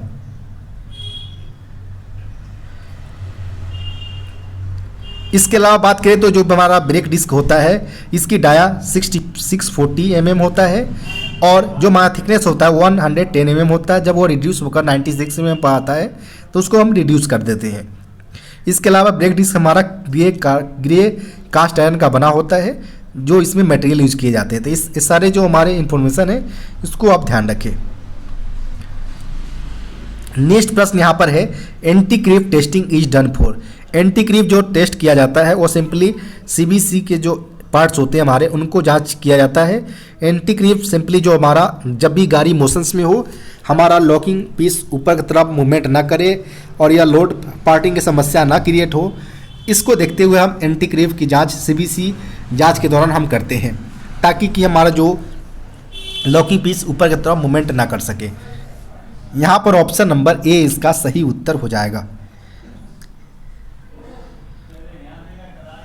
नेक्स्ट प्रश्न यहाँ पर है mechanical code for bogie petrol tank wagon fitted with pneumatic brake, यानी न्यूमेटिक ब्रेक के साथ फिटेड जो हमारे बोगी पेट्रोल टैंक वैगन होते हैं इनके लिए जो मैकेनिकल कोड यूज किया जाता है वो BTPN यूज किया जाता है। यहाँ पर ऑप्शन नंबर ए इसका सही उत्तर हो जाएगा। नेक्स्ट प्रश्न यहाँ पर है what do you mean bye FRP। FRP से क्या समझते हैं? तो FRP simply fibre reinforced plastic होता है। यहाँ पर ऑप्शन नंबर बी इसका सही उत्तर हो जाएगा। नेक्स्ट प्रश्न यहाँ पर है auxiliary reservoir AR is assisting in, यानी जो AR टैंक्स लगे होते हैं वो किस में सहायता प्रदान करते हैं? तो जब भी हमारा ब्रेक पाइप से प्रेशर ड्रॉप किया जाता है तो इस दौरान जो DB जो डिस्ट्रीब्यूटर वाल्व होते हैं इनमें इनका एक पार्ट्स होता है मेन वाल्व। मेन वाल्व का काम होता है हमारा कि जो भी प्रेशर BP पाइप का प्रेशर ड्रॉप किया जाए तो उस दौरान हमारा AR टैंक के प्रेशर को प्रॉपर ब्रेक सिलेंडर में भेजने का काम मेन वाल्व का ही होता है। तो यहाँ पर AR टैंक हमारा सिंपली असिस्ट करता है ब्रेक सिलेंडर में प्रेशर भेजने के लिए। यहाँ पर ऑप्शन नंबर सी इसका सही उत्तर हो जाएगा। नेक्स्ट प्रश्न यहाँ पर है the empty load device indicator plate shows. जो एम्प्टी लोड डिवाइस लगा होता है इनका प्लेट क्या इंडिकेट करता है? तो यह इंडिकेट की अगर बात करें तो सिंपली यहाँ पर हमारा यह हैंडल लगा होता है, ये हमारा एम्प्टी कंडीशन, ये हमारा लोडेड कंडीशन को इंडिकेट करता है। लोडेड कंडीशन हमारा ब्लैक कलर से पेंटेड होता है, एम्प्टी कंडीशन हमारा येलो कलर से इंडिकेट होता है।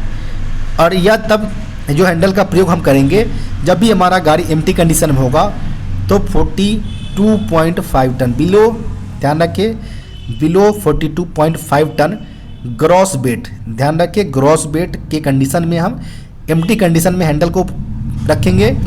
जब हमारा 42.5 एंड एवब ग्रॉस वेट अगर होता है तो उस समय हम हैंडल को ब्लैक कलर की तरफ यानी लोडेड कंडीशन की तरफ हम पुट करेंगे। यहाँ पर बात करें ऑप्शन नंबर का तो option number D yellow empty and black loaded को इंडिकेट करेगा। नेक्स्ट प्रश्न यहाँ पर है name the type of coupling used in BLC wagon. BLC wagon में जो कपलिंग यूज किया जाता है वह दोनों पार्ट्स जो A कार होते हैं उसमें हमारा 1 इंच पर CBC और B कार को कनेक्ट करने के लिए हमारा स्लैक लेस ड्रॉ बार का यूज किया जाता है। तो यहाँ पर दो तरह की कपलिंग हमारे BLC वैगन में होते हैं, एक हमारा सेंटर बफर कपलर और एक हमारा होता है स्लैकलेस ड्रॉबार होता है। यहाँ पर ऑप्शन नंबर ए इसका सही उत्तर होगा। नेक्स्ट प्रश्न यहाँ पर है the high capacity draft gears are, उच्च क्षमता वाले ड्राफ्ट गियर कौन कौन से होते हैं? तो यह सिंपली मार्क 50 और RF 361 होता है हाई कैपेसिटी वाले ड्राफ्ट गियर। यहाँ पर ऑप्शन नंबर बी इसका सही उत्तर हो जाएगा। इसके अलावा अगर बात करें कि इसके जो कैपेसिटी होता है मार्क 50 का, यह होता है 5385 kg मीटर इसका कैपेसिटी होता है, जबकि RF 361 का जो कैपेसिटी होता है वह 5725 kg मीटर इसका कैपेसिटी होते हैं। नेक्स्ट प्रश्न यहाँ पर है SAB एडजस्ट क्लियरेंस बिटवीन, यानी स्लैकलेस बैरल जो होता है वह सिंपली जो क्लियरेंस होता है हमारा व्हील ट्रेड और ब्रेक ब्लॉक के बीच, इनके बीच के क्लियरेंस को एडजस्ट करने का काम यह करता है। यहाँ पर ऑप्शन नंबर ए इसका सही उत्तर होगा।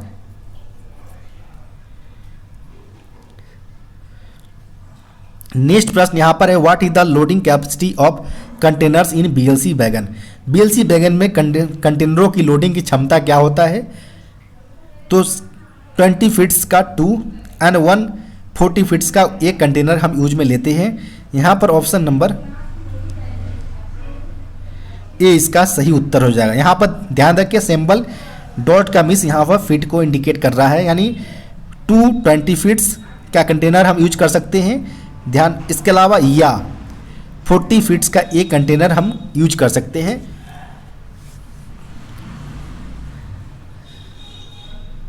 नेक्स्ट प्रश्न यहाँ पर है what is the biggest link of the H type tight lock centre buffer coupler. H type tight lock centre buffer coupler का प्रयोग जो होता है हमारा वह LHB कोच में यूज किया जाता है। इसका जो बिगेस्ट लिंक होता है वह सिंपली नक्कल इसके होते हैं। यहाँ पर ऑप्शन नंबर बी इसका सही उत्तर होगा।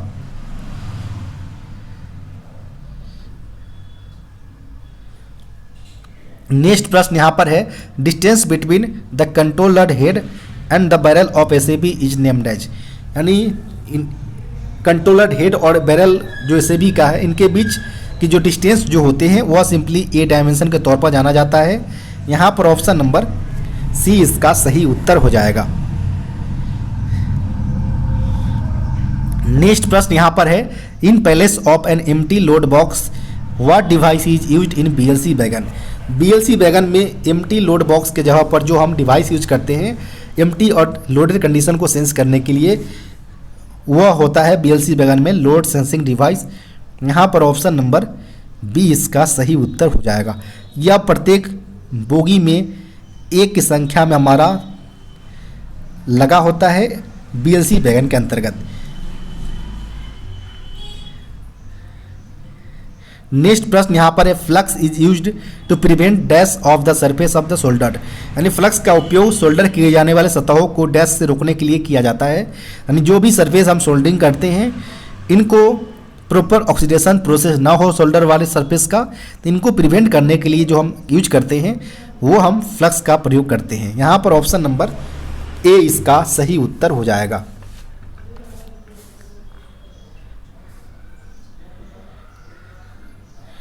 नेक्स्ट प्रश्न यहाँ पर बात करें तो how many automatic twist lock is in BLC wagon. BLC wagon में कितने ऑटोमेटिक ट्विस्ट लॉक प्रयोग किए जाते हैं वो यहाँ पर पूछे गए हैं। यहाँ पर ATL पूछा गया है BLC वैगन के अंतर्गत। तो 08 की संख्या में ATL जो होता है ऑटोमेटिक ट्विस्ट लॉक तो पर BLC कार में यूज किए जाते हैं, जिनको लॉक करने के लिए हम 600 kg फोर्स और अनलॉक करने के लिए हम 1000 kg वेट फोर्स का प्रयोग करते हैं। ये लॉक और ये अनलॉक करने के लिए होगा। इसके अलावा G100 का प्रयोग हम ATL के मेंटेनेंस में यूज में लेते हैं, जो कि RDSO टेक्निकल पैम्पलेट्स के अंतर्गत बताया गया है। यहाँ पर केवल पूछा गया था number of ATL used in पर BLC वैगन, तो 08 नंबर से यहाँ पर ऑप्शन नंबर सी इसका सही उत्तर होगा। नेक्स्ट प्रश्न यहाँ पर carbon contents increase in steel result in increase in, यानी जब भी हम स्टील में जो कार्बन का जो जो हमारा क्वांटिटी है उनको जब अगर इंक्रीज करते हैं तो इसका रिजल्ट होता है कि जो हमारा स्टील है इसके हार्डनेस हमारा इंक्रीज कर जाता है। यहाँ पर ऑप्शन नंबर डी इसका सही उत्तर होगा। नेक्स्ट प्रश्न यहाँ पर है, train parting in centre buffer coupler में occur due to the following reasons. यानी जब भी सीबीसी में हमारा कोई टेन पार्टिंग का समस्या जो आता है तो यह निम्नलिखित में से कौन सा इसका कॉजेज हो सकते हैं। तो इसका कॉजेज होगा कि या तो हमारा लॉकिंग पीस जो हमारा एंटी क्रीप डिवाइस जो होता है वो हमारा घिस गया हो, जिसके कारण लॉकिंग पीस हमारा ऊपर की तरफ लिफ्ट कर गया हो, जिसके कारण हमारा नक्कल ओपन हो गया। ये हमारा एक कॉज हो सकता है। या तो हमारा जो नक्कल है वो एक्सेसिव कंडीशन जो हमारा 127 से 130 mm तक जो होता है उसको वह एक्सेसिव रूप में वह घिस चुका हो, बियर हो चुका हो, तो उस कंडीशन में भी हमारा टेन पार्टिंग का कॉजेज बन सकते हैं। या तो नक्कल ब्रोकन की कंडीशन में भी हमारा टेन पार्टिंग के कॉजेज बन सकते हैं। तो ये सारे कुछ कॉजेज है जिसके कारण हमारा टेन पार्टिंग की समस्या आ सकते हैं। तो यहाँ पर ऑप्शन नंबर ए इसका सही उत्तर हो जाएगा।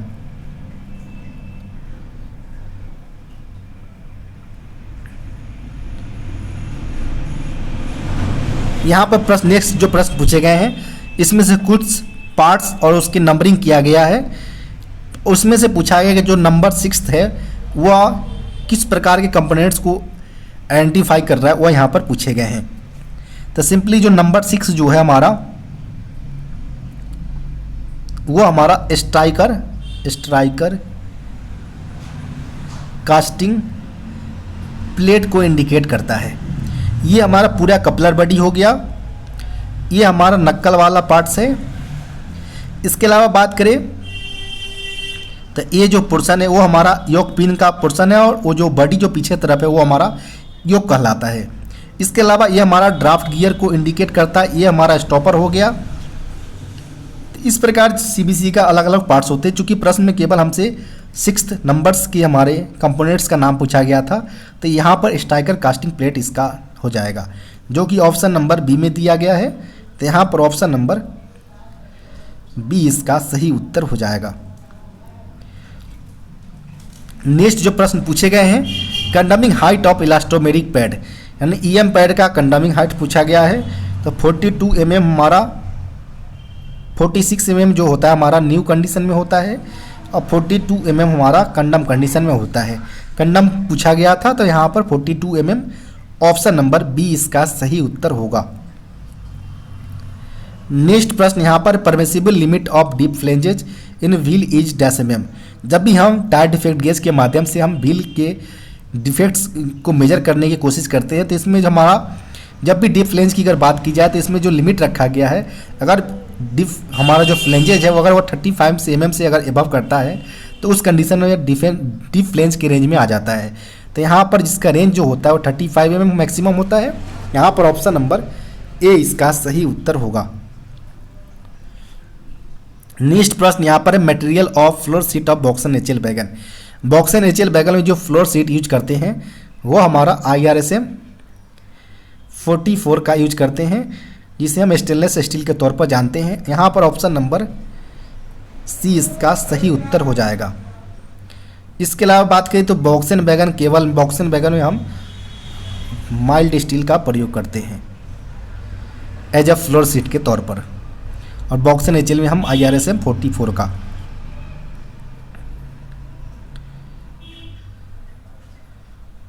यहाँ पर match the correct BPC variety pairing, सही BPC वैधता को यहाँ पर मैच कराना है कि क्या क्या कौन कौन से यहाँ पर मैच होगा।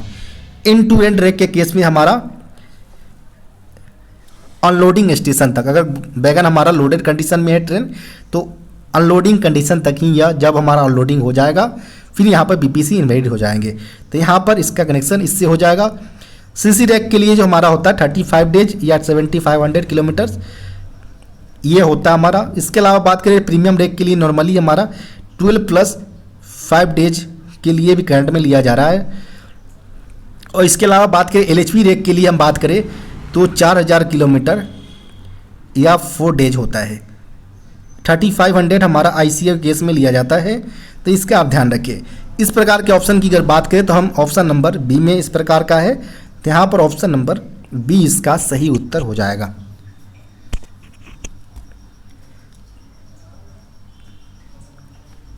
नेक्स्ट प्रश्न यहाँ पर है match the permissible speed restriction under said condition.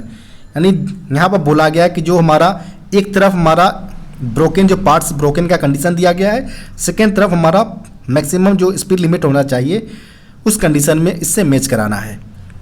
तो प्राइमरी LHB स्प्रिंग अगर ब्रोकन हो तो इस कंडीशन में हमारा LHB के केस में कितने स्पीड होना चाहिए वो यहाँ पर पूछा गया है।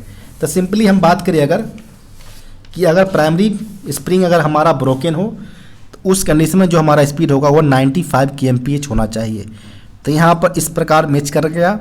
सेकेंडरी LHB एयर स्प्रिंग, ये यहाँ पर ध्यान रखिए, यहाँ पर केवल स्प्रिंग का बात किया गया। जो हमारे शुरुआत में जो हमारे LHB कोच आए थे वहाँ पर हमारा कॉइल स्प्रिंग के साथ सेकेंडरी स्प्रिंग को लाया गया था।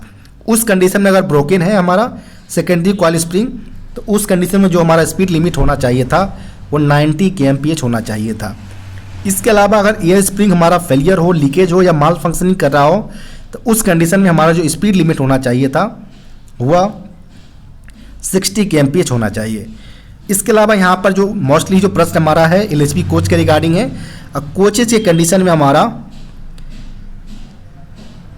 जो फ्लैट सरफेस जो होता है हमारा वो 50 mm तक अलाउएबल होता है। 50 mm से कम पर हम स्पीड का रिस्ट्रिक्शन नहीं देते हैं और 50 mm से एबव होने पर हम प्रॉपर चक्के को हम कटवाते हैं, रेक को हम जो हमारा प्रॉपर पार्टिकुलर अफेक्टेड कोचेज को हम कटवाएंगे। अदरवाइज बिलो 50 mm पर हम कोई भी स्पीड रिस्ट्रिक्शन नहीं लगाते हैं। तो हमारा जो नॉर्मली जो LHB का स्पीड लिमिट होता है वो 130 kmph होता है। यहाँ पर फ्लैट सरफेस हमारा 30 mm दिया गया था, बिलो 50 mm है, तो यहाँ पर नॉर्मली हम 130 kmph से इसको रन करवाएंगे। तो इस प्रकार हमारा मैच कर गया है सारे। यहाँ पर हम अगर बात करें कि ऑप्शन की तरफ चले तो ऑप्शन में इस प्रकार का हमारा ऑप्शन नंबर ए में दिया गया है। तो यहाँ पर ऑप्शन नंबर ए इसका सही उत्तर हो जाएगा।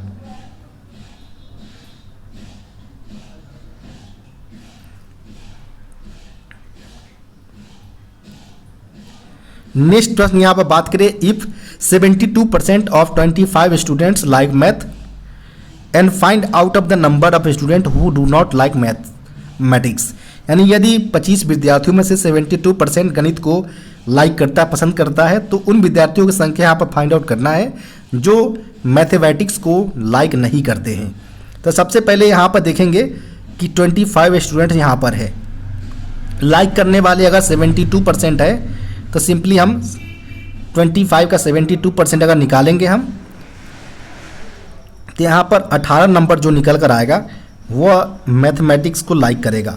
तो सिंपली 25 माइनस 18 कर देंगे आप, तो 7 जो नंबर्स होगा वो नॉट लाइक का निकल कर आएगा, जो मैथ को लाइक नहीं करते हैं।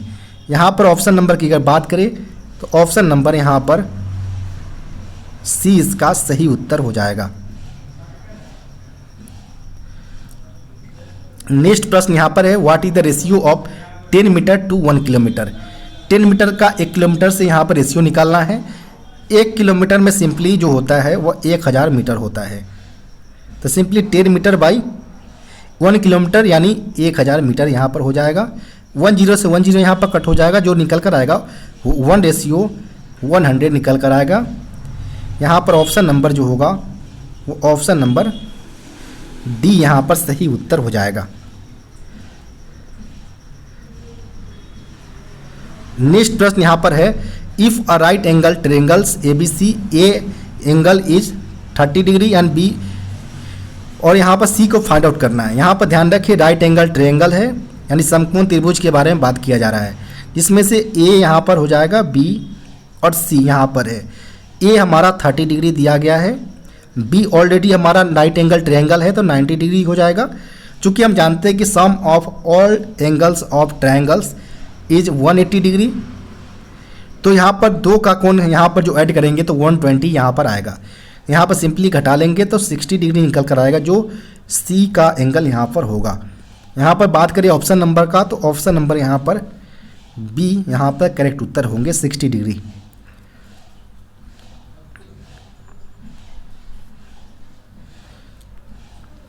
नेक्स्ट प्रश्न यहाँ पर बात करें हम, पूछे गए in a city 35% are males, 25% are females and the remaining are children, what percentage of children are present in city. यानी एक शहर में 35% मेल यानी पुरुष है, 25% महिलाएं हैं, तो शेष बच्चे कितने होंगे शहर के अंतर्गत, वो यहाँ पर पूछे गए हैं। चूँकि यहाँ पर टोटल अगर नंबर्स अगर हमारा 100% है, 35% हमारा मेल है, 25% हमारा फीमेल है, तो सिंपली यहाँ पर इन दोनों को ऐड करके यहाँ पर घटा लेंगे, तो सिंपली यहाँ पर 40 निकल कर आएगा, जो कि चाइल्ड का पॉपुलेशन यहाँ पर होगा सिटी के अंतर्गत। तो यहाँ पर बात करें ऑप्शन नंबर का, तो ऑप्शन नंबर यहाँ पर डी करेक्ट उत्तर हो जाएगा। नेक्स्ट प्रश्न यहाँ पर है, travelling allowances is payable after travelling how many kilometres from headquarter. Headquarter से कितना किलोमीटर की दूरी तय करने पर ट्रैवलिंग अलाउंसेस यानी यात्रा भत्ता प्रोवाइड करवाया जाता है। तो जब भी हेडक्वार्टर से 8 किलोमीटर से ज़्यादा अगर वह हेडक्वार्टर छोड़ता है, तो उस केस में उन्हें ट्रैवलिंग अलाउंस यानी यात्री भत्ता प्रोवाइड किया जाता है। इसके लिए कुछ कंडीशन रखे गए हैं कि अगर वह बिलो 6 आवर तक अगर हेडक्वार्टर से बाहर रहता है, तो 30% उसको प्रोवाइड करवाया जाएगा, जो उसको नॉमिनेटेड एज पर लेवल जो 100% का होगा उसका 30% प्रोवाइड किया जाएगा। 6 आवर से लेकर 12 आवर के बीच 70% ट्रैवलिंग अलाउंस, जबकि एबव 12 आवर्स की अगर बात करें तो उस कंडीशन में 100% उसे प्रोवाइड किया जाता है। यह वेरी करता है, 1 लेवल से लेकर 5 लेवल तक अलग होता है, 6 से लेकर 8 तक अलग होता है, और 9 एवं 10 का ट्रैवलिंग अलाउंसेस अलग अलग लेवल्स का अलग अलग यहाँ पर होते हैं। उस कंडीशन में इनको परसेंटेज एज पर आवर के हिसाब से क्लासीफाई किए जाते हैं। नेक्स्ट प्रश्न यहाँ पर है, which of the following is a rejectable defects as per IRCA part 3 of for a wagon. यानी यहाँ पर बोला गया है कि बैगन के लिए IRCA पार्ट 3 के अनुसार निम्नलिखित में से कौन सा रिजेक्टेबल्स डिफेक्ट्स है वो यहाँ पर पूछे गए हैं। तो चूँकि आप जानते हैं कि जो IRCA Indian railway conference association के जो पार्ट 3 है वह सिंपली हमारा फ्रेट स्टॉक से रिलेट करता है, यानी मालगाड़ियों के लिए यह रूल बनाया गया है, जिसमें अगर बात करें हम तो IRCA के अंतर्गत हमारा टोटल्स 4 चैप्टर बनाए गए हैं। 4 चैप्टर में पहले चैप्टर में हमारा डेफिनेशंस, सेकेंड में हमारा वर्कशॉप रिपेयर प्रैक्टिस, थर्ड में हमारा maintenance practice in open lines, fourth में रिजेक्शंस के रूल्स बताए गए हैं। यानी जो रिजेक्शंस के जो डिफेक्ट्स के रूल्स होंगे वो हमारा IRCA पार्ट 3 के चैप्टर 4 में बताया गया है। यहाँ पर बात करें हम ऑप्शन के अनुसार चले तो पहला है कि trolley frame crack. Trolley frame cracks होने पर यह एक हमारा रिजेक्टेबल डिफेक्ट्स को आइडेंटिफाई किया जाता है। सेकेंड है यहाँ पर ब्रोकन डोर लैचेज, दरवाजे की टूटी हुई गुंडी होगी अगर तो उसको रिपेयर किया जा सकता है, उस कंडीशन में हम यह रिजेक्टेबल डिफेक्ट्स नहीं है। केवल और केवल हमारा ऑप्शन नंबर ए हो जाएगा। ट्रॉली फ्रेम क्रैक्स जो होगा वो एज पर चैप्टर 4 जो हमारे रिजेक्शन रूल्स के अनुसार हमारा यहाँ पर रिजेक्टेबल डिफेक्ट्स है। यहाँ पर ऑप्शन नंबर ए इसका सही उत्तर होगा। नेक्स्ट प्रश्न यहाँ पर है, शताब्दी LHB chair car coaches identification code. शताब्दी के लिए सिंपली हम एस कोड का प्रयोग करते हैं। तो सिंपली यह LHB चेयर कार है, तो यहाँ पर ध्यान रखिए LHB के लिए हम एल का प्रयोग करेंगे। W हमारा वेस्टिबल के लिए यूज किया जाता है। एस हमारा सिंपली शताब्दी के लिए। CZ होता है हमारा, ये हमारा चेयर कार के लिए कोच कोड होता है। इसके अलावा एयर कंडीशन के लिए AC का प्रयोग करेंगे यहाँ पर। तो यहाँ पर जो सही उत्तर होगा वो इस प्रकार का ऑप्शन नंबर ए में दिया गया है। तो यहाँ पर ऑप्शन नंबर ए इसका सही उत्तर हो जाएगा। इसके अलावा जो LWLRRM है ये हमारा पावर कार, ब्रेक वान या जनरेटर कार को इंडिकेट करता है। LWACCN हमारा 3 टीयर AC कोचेज को इंडिकेट करता है। LWACCW ये हमारा 2 टीयर AC कोचेज को इंडिकेट करता है। तो ये सारे आप ऑप्शन से आप एलिमिनेट कर भी सकते हैं, अदरवाइज आपको 1 बाय 1 करके पुट करके देख सकते हैं कि कौन सा कोच कोड आपको प्रॉपर शताब्दी LHB चेयर कार कोच के लिए यहाँ पर उपलब्ध है। यहाँ पर ऑप्शन नंबर ए करेक्ट उत्तर होगा। नेक्स्ट प्रश्न यहाँ पर है, इन ICF coach while in dashboard should be checked for leakage, add or replenish with specified grade if the while is level below -mm। यानी यहाँ पर बोला गया है कि ICF कोचेज में वाइल डैशपोर्ट में चेक किया जाना चाहिए लीकेज के कंडीशन में, और उसे प्रॉपर मात्रा में उसके ऐड किया जाना चाहिए विथ स्पेसिफाइड ग्रेड के वाइल्स के साथ। जब लेवल जो होना चाहिए वो लेवल अगर 40 mm से बिलो अगर जाता है वाइल्स का, तो उस कंडीशन में हमें वाइल्स को ऐड करना चाहिए। यहाँ पर ऑप्शन नंबर बी 40 mm इसका सही उत्तर हो जाएगा।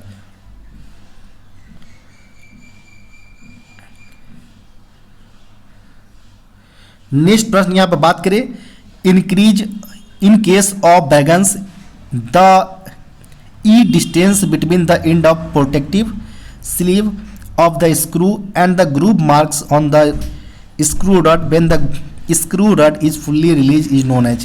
यहाँ पर बोला गया कि जो ACB जो हमारा होता है स्लैकलेस बैरल, इसमें हमारा दो तरह के डायमेंशन होते हैं, एक हमारा A डायमेंशन और एक हमारा E डायमेंशन होते हैं।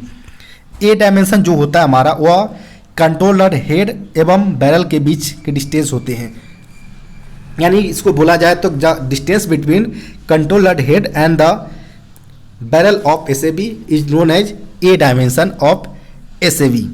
इसके अलावा जो दूसरा होता है हमारा ई डायमेंशन जो होता है वो होता है the distance between the end of the protective sleeve of the screw and the groove marks on the screw rod. यानी सिंपली जो हमारा प्रोटेक्टिव स्लीव्स होता है हमारा स्क्रू का, उसके एंड वाले पोर्शन और जो हमारा स्क्रू रड का जो ग्रूव मार्क्स होता है उनके बीच के जो डिस्टेंसेस होते हैं उसे हम ई डायमेंशन के तौर पर जानते हैं। वही यहाँ पर पूछे गए हैं कि यह डायमेंशन हमारा क्या कहलाएगा, तो ये हमारा ई डायमेंशन कहलाएगा।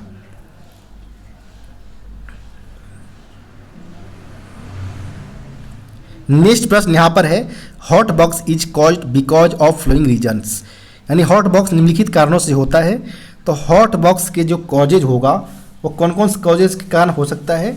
तो सिंपली हम बात करें कि हॉट बॉक्स के जो कॉजेज होते हैं इनमें प्रॉपर इम्प्रॉपर क्वालिटी जो क्वांटिटी होना चाहिए ग्रीस का वह उपलब्ध न होने के केस में भी हमारा हॉट बॉक्स हो सकते हैं। इसके अलावा कंटामिनेटेड ग्रीस, यानी जो हमारा प्रदूषित प्रॉपर सही क्वालिटी का ग्रीस ना यूज किया जाना हमारा हॉट बॉक्स का कॉजेज बन सकता है। इसके अलावा जो हमारा ओवरलोडिंग हो या अनइवन लोडिंग होता है बियरिंग के ऊपर, तो यह भी हमारा हॉट बॉक्स का कारण बन सकता है। तो यहाँ पर option number C both and भी इसका सही उत्तर हो जाएगा। ये कॉजेज बन सकते हैं हॉट बॉक्स के।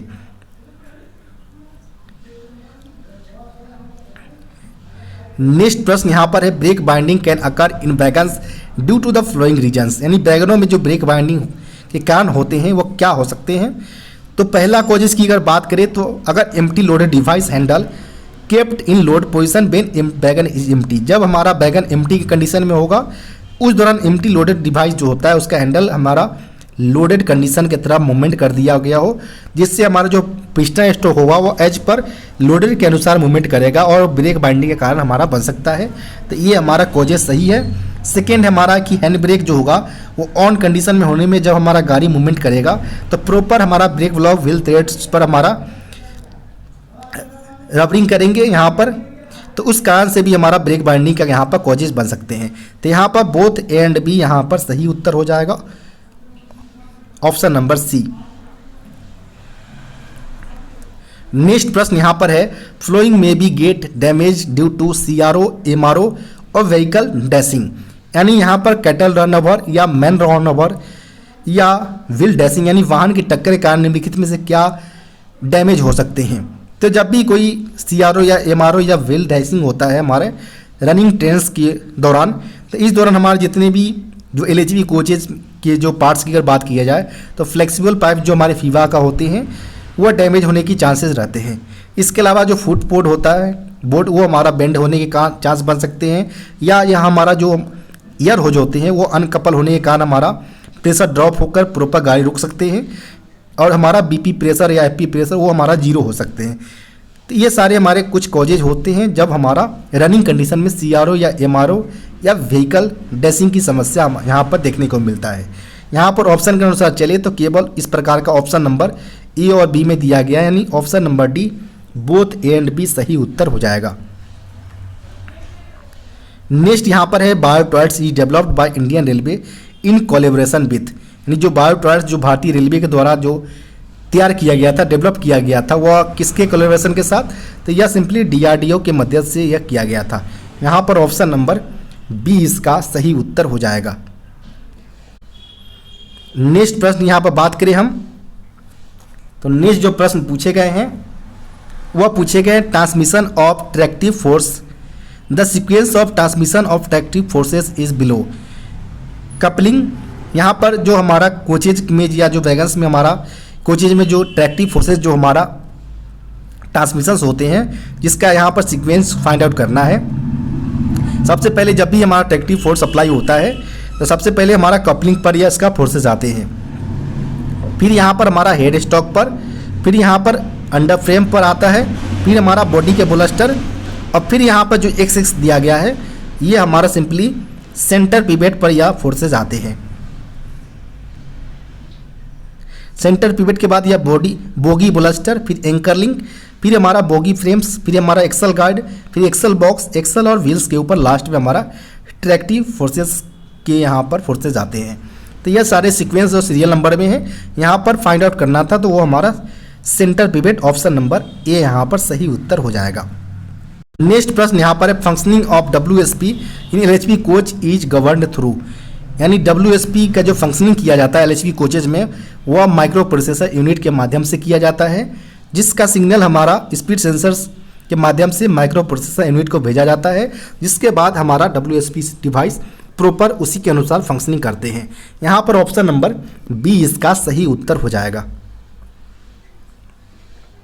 नेक्स्ट प्रश्न यहाँ पर है who is the chairman of central Hindi committee, यानी केंद्रीय हिंदी समिति के जो अध्यक्ष होते हैं वह प्राइम मिनिस्टर होते हैं, प्रधानमंत्री। यहाँ पर ऑप्शन नंबर सी इसका सही उत्तर हो जाएगा। नेक्स्ट प्रश्न यहाँ पर है when did the official language act passed, यानी ऑफिशियल लैंग्वेज एक्ट जो है राजभाषा अधिनियम, ध्यान रखें यहाँ पर ऑफिशियल लैंग्वेज एक्ट पूछा गया है, जो कि पारित किया गया था 10 मई 1963 को पारित किया गया था। यहाँ पर ऑप्शन नंबर की बात करें तो ऑप्शन नंबर यहाँ पर बी इसका सही उत्तर हो जाएगा। नेक्स्ट प्रश्न यहाँ पर है हिंदी दिवस इज सेलिब्रेटेड ऑन, हिंदी दिवस कब मनाया जाता है, तो यह प्रत्येक वर्ष 14 सितंबर को मनाए जाते हैं। इसी दिन 14 सितंबर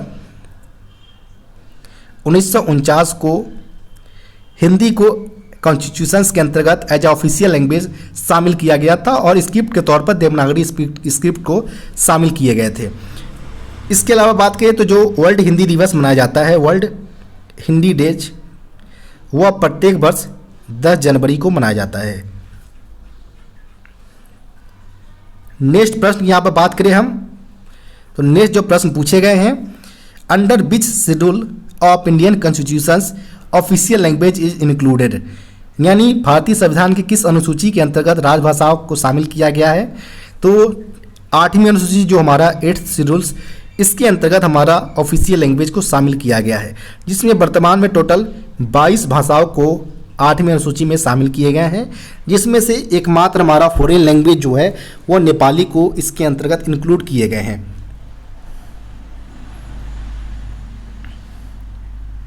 नेक्स्ट प्रश्न यहाँ पर है who is the chairperson of parliamentary committee of official language, यानी राजभाषा संसदीय समिति के अध्यक्ष कौन होते हैं, तो यह सेंट्रल होम मिनिस्टर यानी गृह मंत्री होते हैं इसके चेयरमैन पार्लियामेंट्री कमेटी के, और इसमें टोटल 30 मेंबर्स होते हैं, 20 मेंबर्स लोकसभा, 10 मेंबर्स राज्यसभा से आते हैं।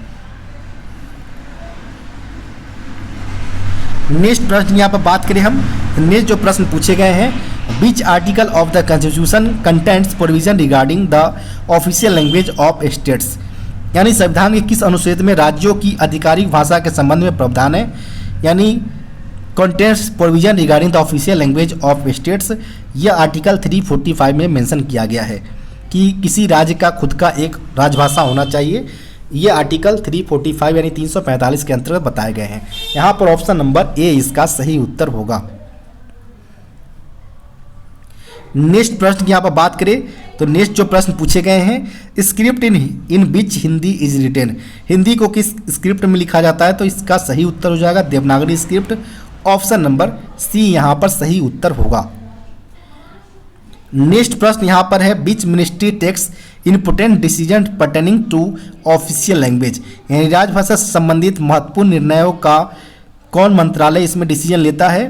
तो जब भी कोई डिसीजन ऑफिशियल लैंग्वेज से संबंधित हो तो इसका जो इम्पोर्टेंट डिसीजंस होगा वो मिनिस्ट्री ऑफ होम अफेयर्स यानी गृह मंत्रालय के द्वारा लिया जाएगा। यहाँ पर ऑप्शन नंबर ए इसका सही उत्तर होगा। नेक्स्ट प्रश्न यहाँ पर है, at present how many languages are enlisted in the 8 schedules of the constitution, वर्तमान में संविधान की 8वीं अनुसूची में टोटल 22 भाषाओं को शामिल किया गया है। यहाँ पर ऑप्शन नंबर सी इसका सही उत्तर हो जाएगा। नेक्स्ट प्रश्न यहाँ पर है, how many rules are there in the official language, यहाँ पर एक्ट की जगह पर रूल्स होना चाहिए था। 1976 यहाँ पर मेंशन किया गया है। यह जो प्रभाव में आया था वह 17 जुलाई 1976 को यह प्रभाव में आया था, ऑफिशियल लैंग्वेज रूल 1976, और इसके अंतर्गत टोटल 12 रूल्स के बारे में बताया गया है। तो यहाँ पर जो सही उत्तर होगा वो ऑप्शन नंबर ए इसका सही उत्तर होगा। आपको वीडियो कैसा लगा कमेंट बॉक्स में बताना ना भूलें, साथ ही साथ वीडियो को लाइक एवं चैनल को सब्सक्राइब करना ना भूलें। अगर आपके पास भी कोई ऐसा पेपर है जिसका सॉल्यूशन आप चाहते हो तो डिस्क्रिप्शन बॉक्स में दिए गए व्हाट्सएप नंबर पर अपना पेपर भेज सकते हैं। धन्यवाद।